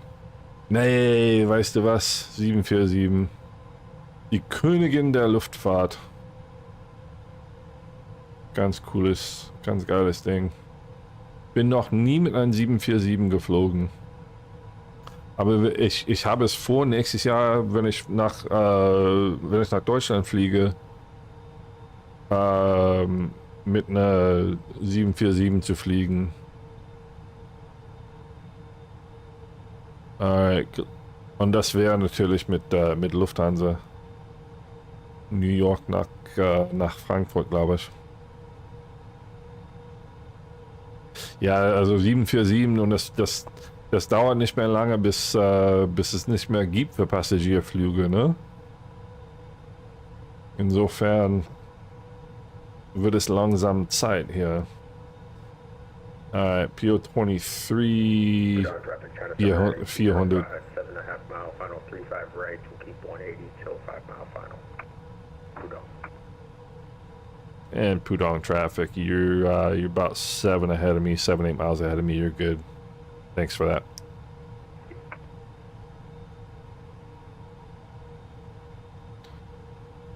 All right, so we're coming up on Have a great landing. 23. That's gonna be about 15 knots. 15 knots, 15 miles. All right.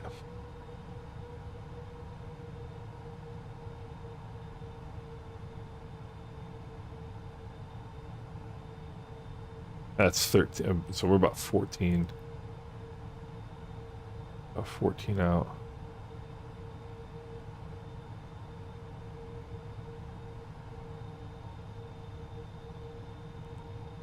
It still hasn't switched over, which makes me nervous.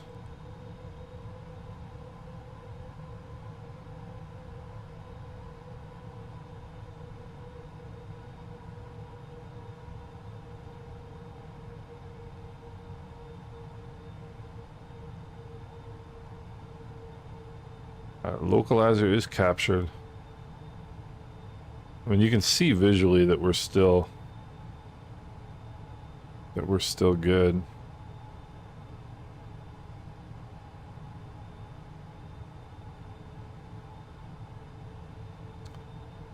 That's coming in.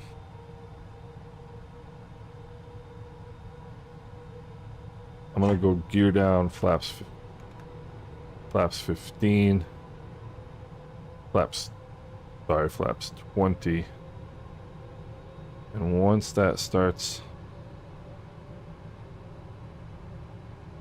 once that speed tape comes down, let's go 163. All right.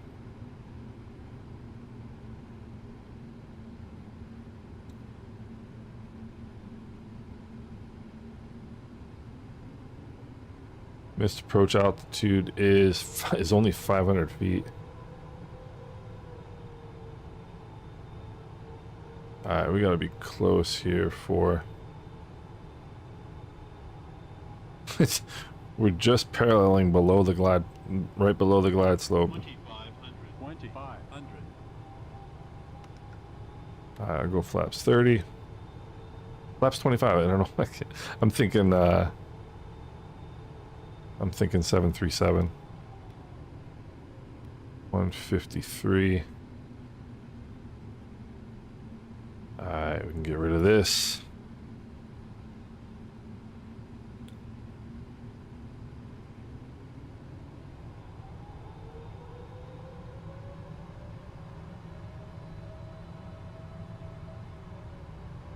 Pudong traffic, Lufthansa cargo 8412, 7 mile final, runway 35 right, Pudong. We still haven't captured the glide slope.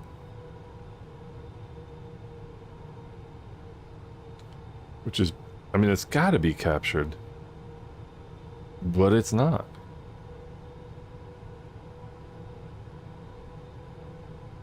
Pudong traffic, China Southern 8205 is clear, 35 right.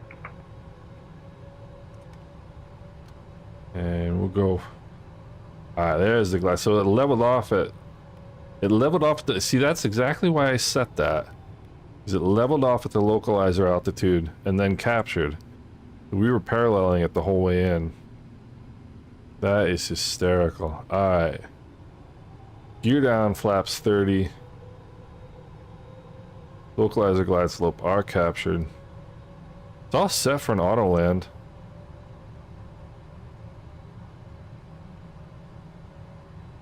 Should I just auto land it or should I kick it off?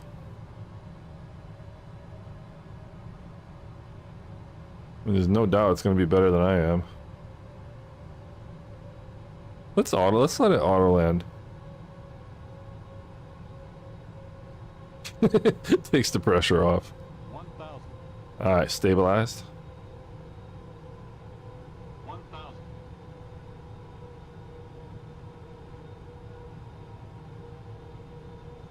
This is absolutely the coolest thing in the world.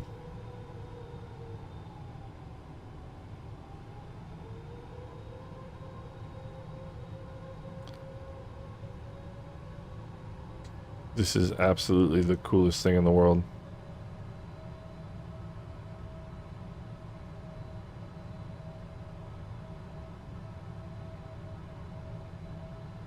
Hands are on the throttle, ready to go if I have to. Continuing.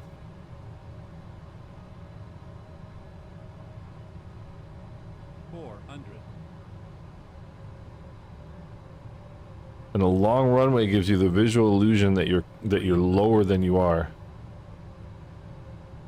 Approaching minimums. 200. Minimums. Continuing. All right, 777, do your thing. Look at this. Look at this. 50. 30. 40. 20. 30. Look at this. 20. That is unbelievable. Traffic control 5132 descending via the Magnitude 9 to Alpha arrival. We're expecting LS to runway 355. Alright, reversers coming out.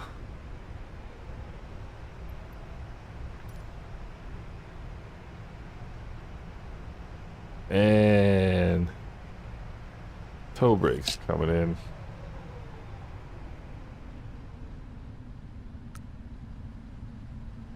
And there's the cargo ramp.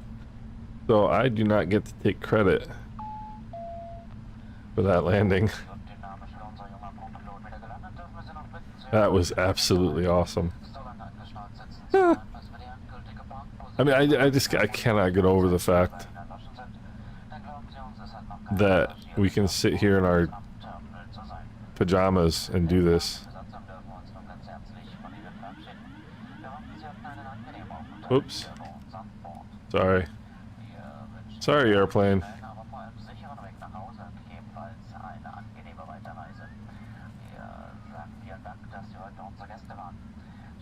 Alright.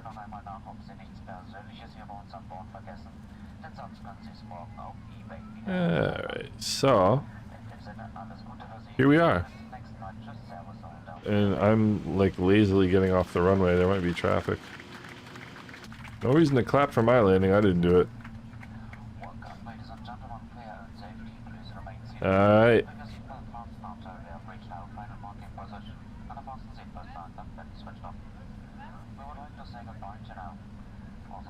And let's go back over here. Charts. Arrival. Airport. Where are you? Yeah, let's come to a stop here. Pudong traffic, Lufthansa cargo 8412, clear runway 35 right, Pudong. Alright, so one thing you also should never do is try horsing around with things while you're taxiing. If you need to do something, come to a stop. And then you can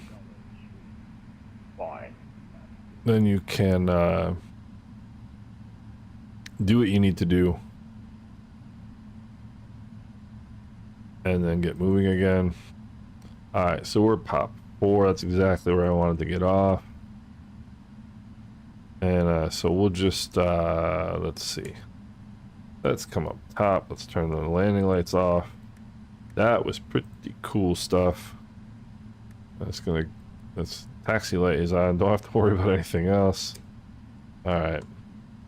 I didn't arm the speed brakes. Darn it. Okay. Let's go recall. Put the flaps up. All right. So we are down.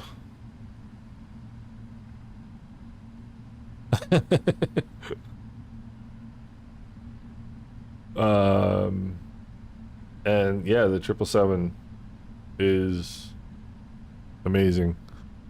Pudong traffic, Lufthansa 8412, we're crossing runway 35 left at Papa 4, Pudong.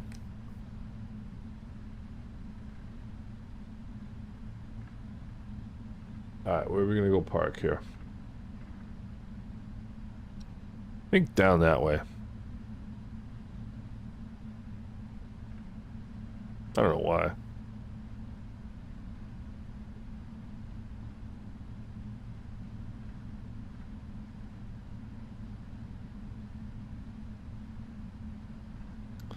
Alright.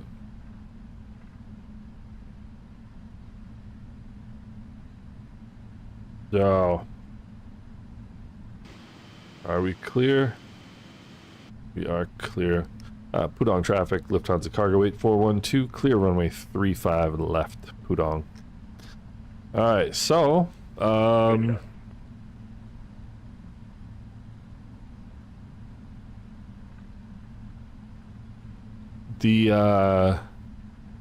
flight was a success, no thanks to me. Piloting was the weak point of today's operations, but we got it. We got it here. I mean, the plane is just amazing. It's, I mean, that was, you know, I've flown the 777W before. And, it's a PMDG. It's amazing.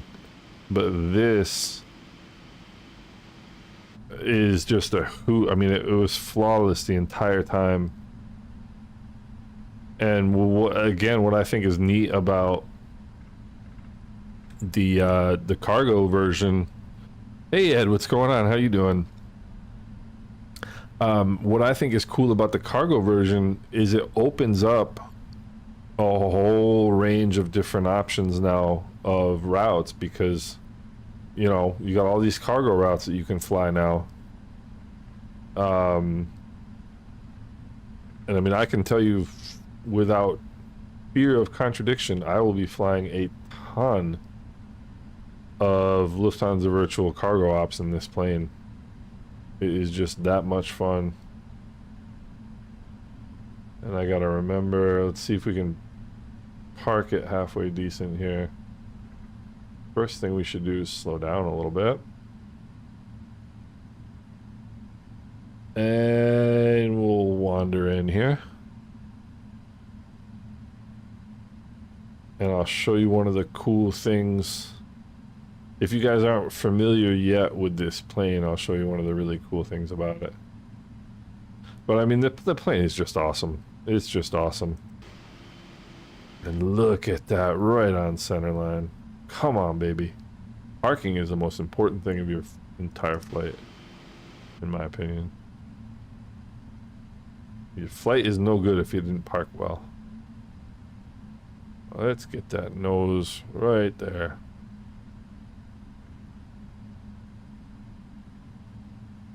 Alright, now let's come over here.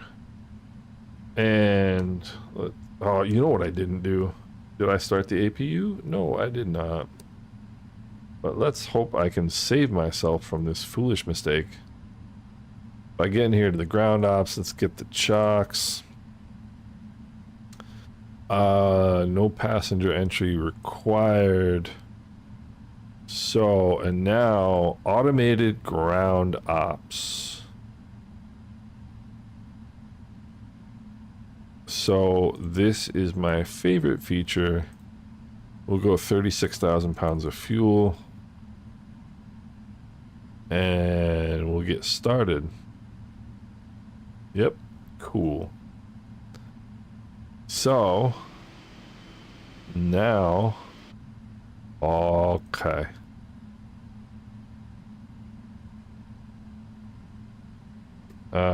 We're just gonna have to cut the engines and hopefully the APU is running. It's not.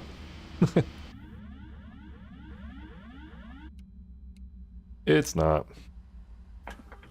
So in patting myself on the back, I forgot to start the APU, and that is why everything just went dead, because I am a fool. Once we get the once the engine's fully shut down, we can get ground power here. We're gonna have a race between ground power and the APU.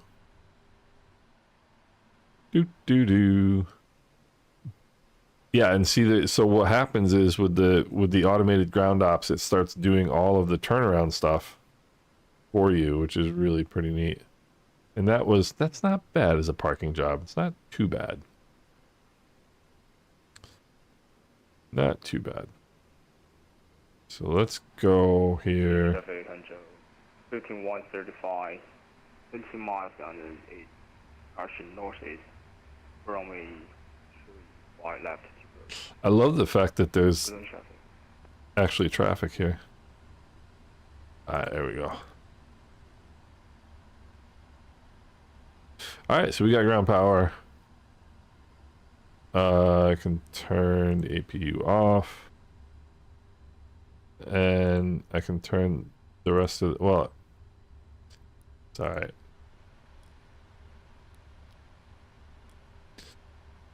So turn all these off. And we can turn our taxi light off. Turn the strobes off. Turn the beacon off. And we should be pretty good. So that is that. That is our first of many 777 hey, you too, aviator. Schönen Abend noch. We are here in Shanghai. We have arrived safely. Let me check my landing rate here. Let me check how well the 777 lands itself. 111 feet per minute. So, cool. Good stuff. I'm gonna file my PIREP. And yeah, here we are. Thank you. So here we are. We are in Shanghai, China. And this, like I said before, this was a flight that nobody has ever flown before for Deutsche Lufthansa Virtual. Now it has been knocked off the list. And you can see here the front right cargo door getting opened. We're going to start offloading our stuff here. And for anybody who missed it earlier, let me show you the coolest thing. Pudong traffic, Hangzhou 3251, expect to follow the south and northern way of our arrival ZUUU, runway 35 left, Pudong traffic. Ah, okay. So we got some traffic here. He's going to, that's a Boeing 738. I guarantee you that's a PMDG. But let's get off that sim here. So that is done. Yeah, I mean, the flight was great. First flight in China, 2 hours, 14 minutes flight time. Landed like a butterfly with sore feet. 1.01. Yes, it is. PMDG. 1.01 landing G-force, which means nothing, essentially. Just landed like a butterfly with sore feet. So, let's go if my joystick starts working. Oh wait, I have to switch the camera. Let's go here. Whoops. So, hold on. My joystick is connecting. Or perhaps my joystick is not going to connect. Hold on. I think my battery on my joystick is dying.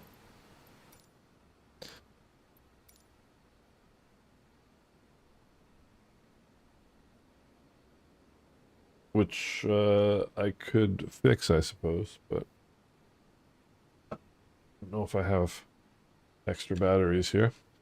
But anyway, let's see here.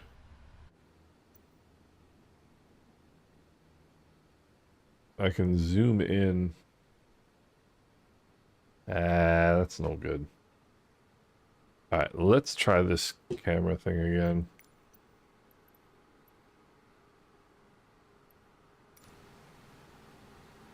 Alright, here we go.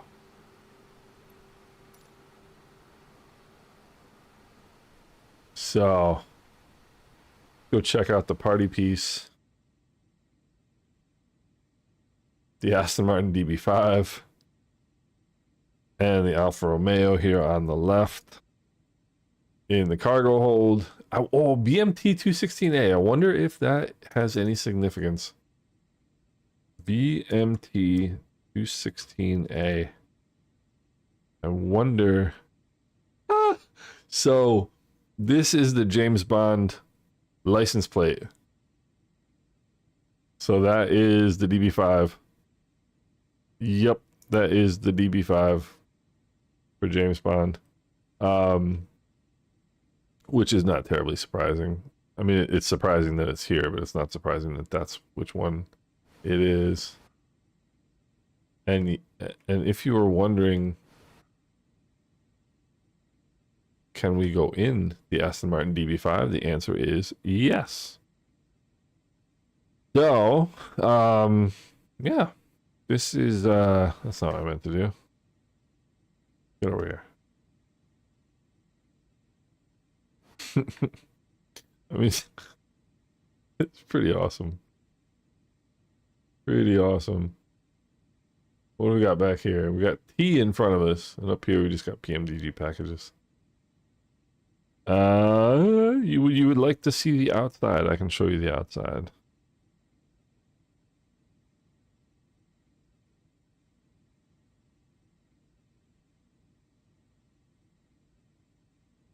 I just think this is really pretty sweet. All right, so you got your Yorkshire Tea there in front of us. Let's go take a look outside. And oh, okay. But this is, of course, the details you get on the PMDG is like nothing else. You know, beautifully modeled. Obviously.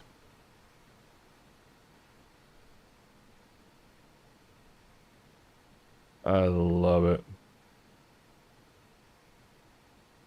I wonder if this is an actual livery. Alpha Lima Fox Fox. The Alpha Lima Fox Fox. And it is, and this actual airplane right now. No way. This airplane. This actual airplane flew to Beijing today. So it's kind of funny that I decided to fly it to Shanghai. That flight was a total of 10 hours and 28 minutes. Frankfurt to Beijing. And yeah. So that is so cool.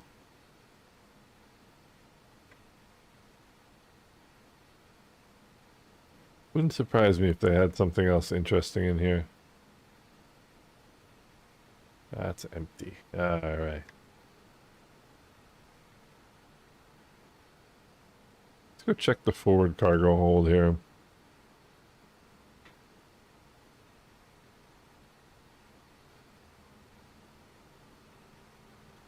Alright, well.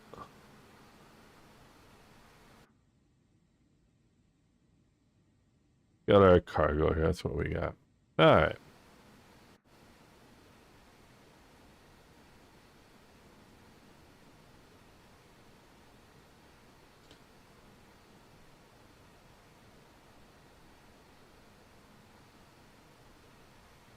Quite a neat airplane, I have to say.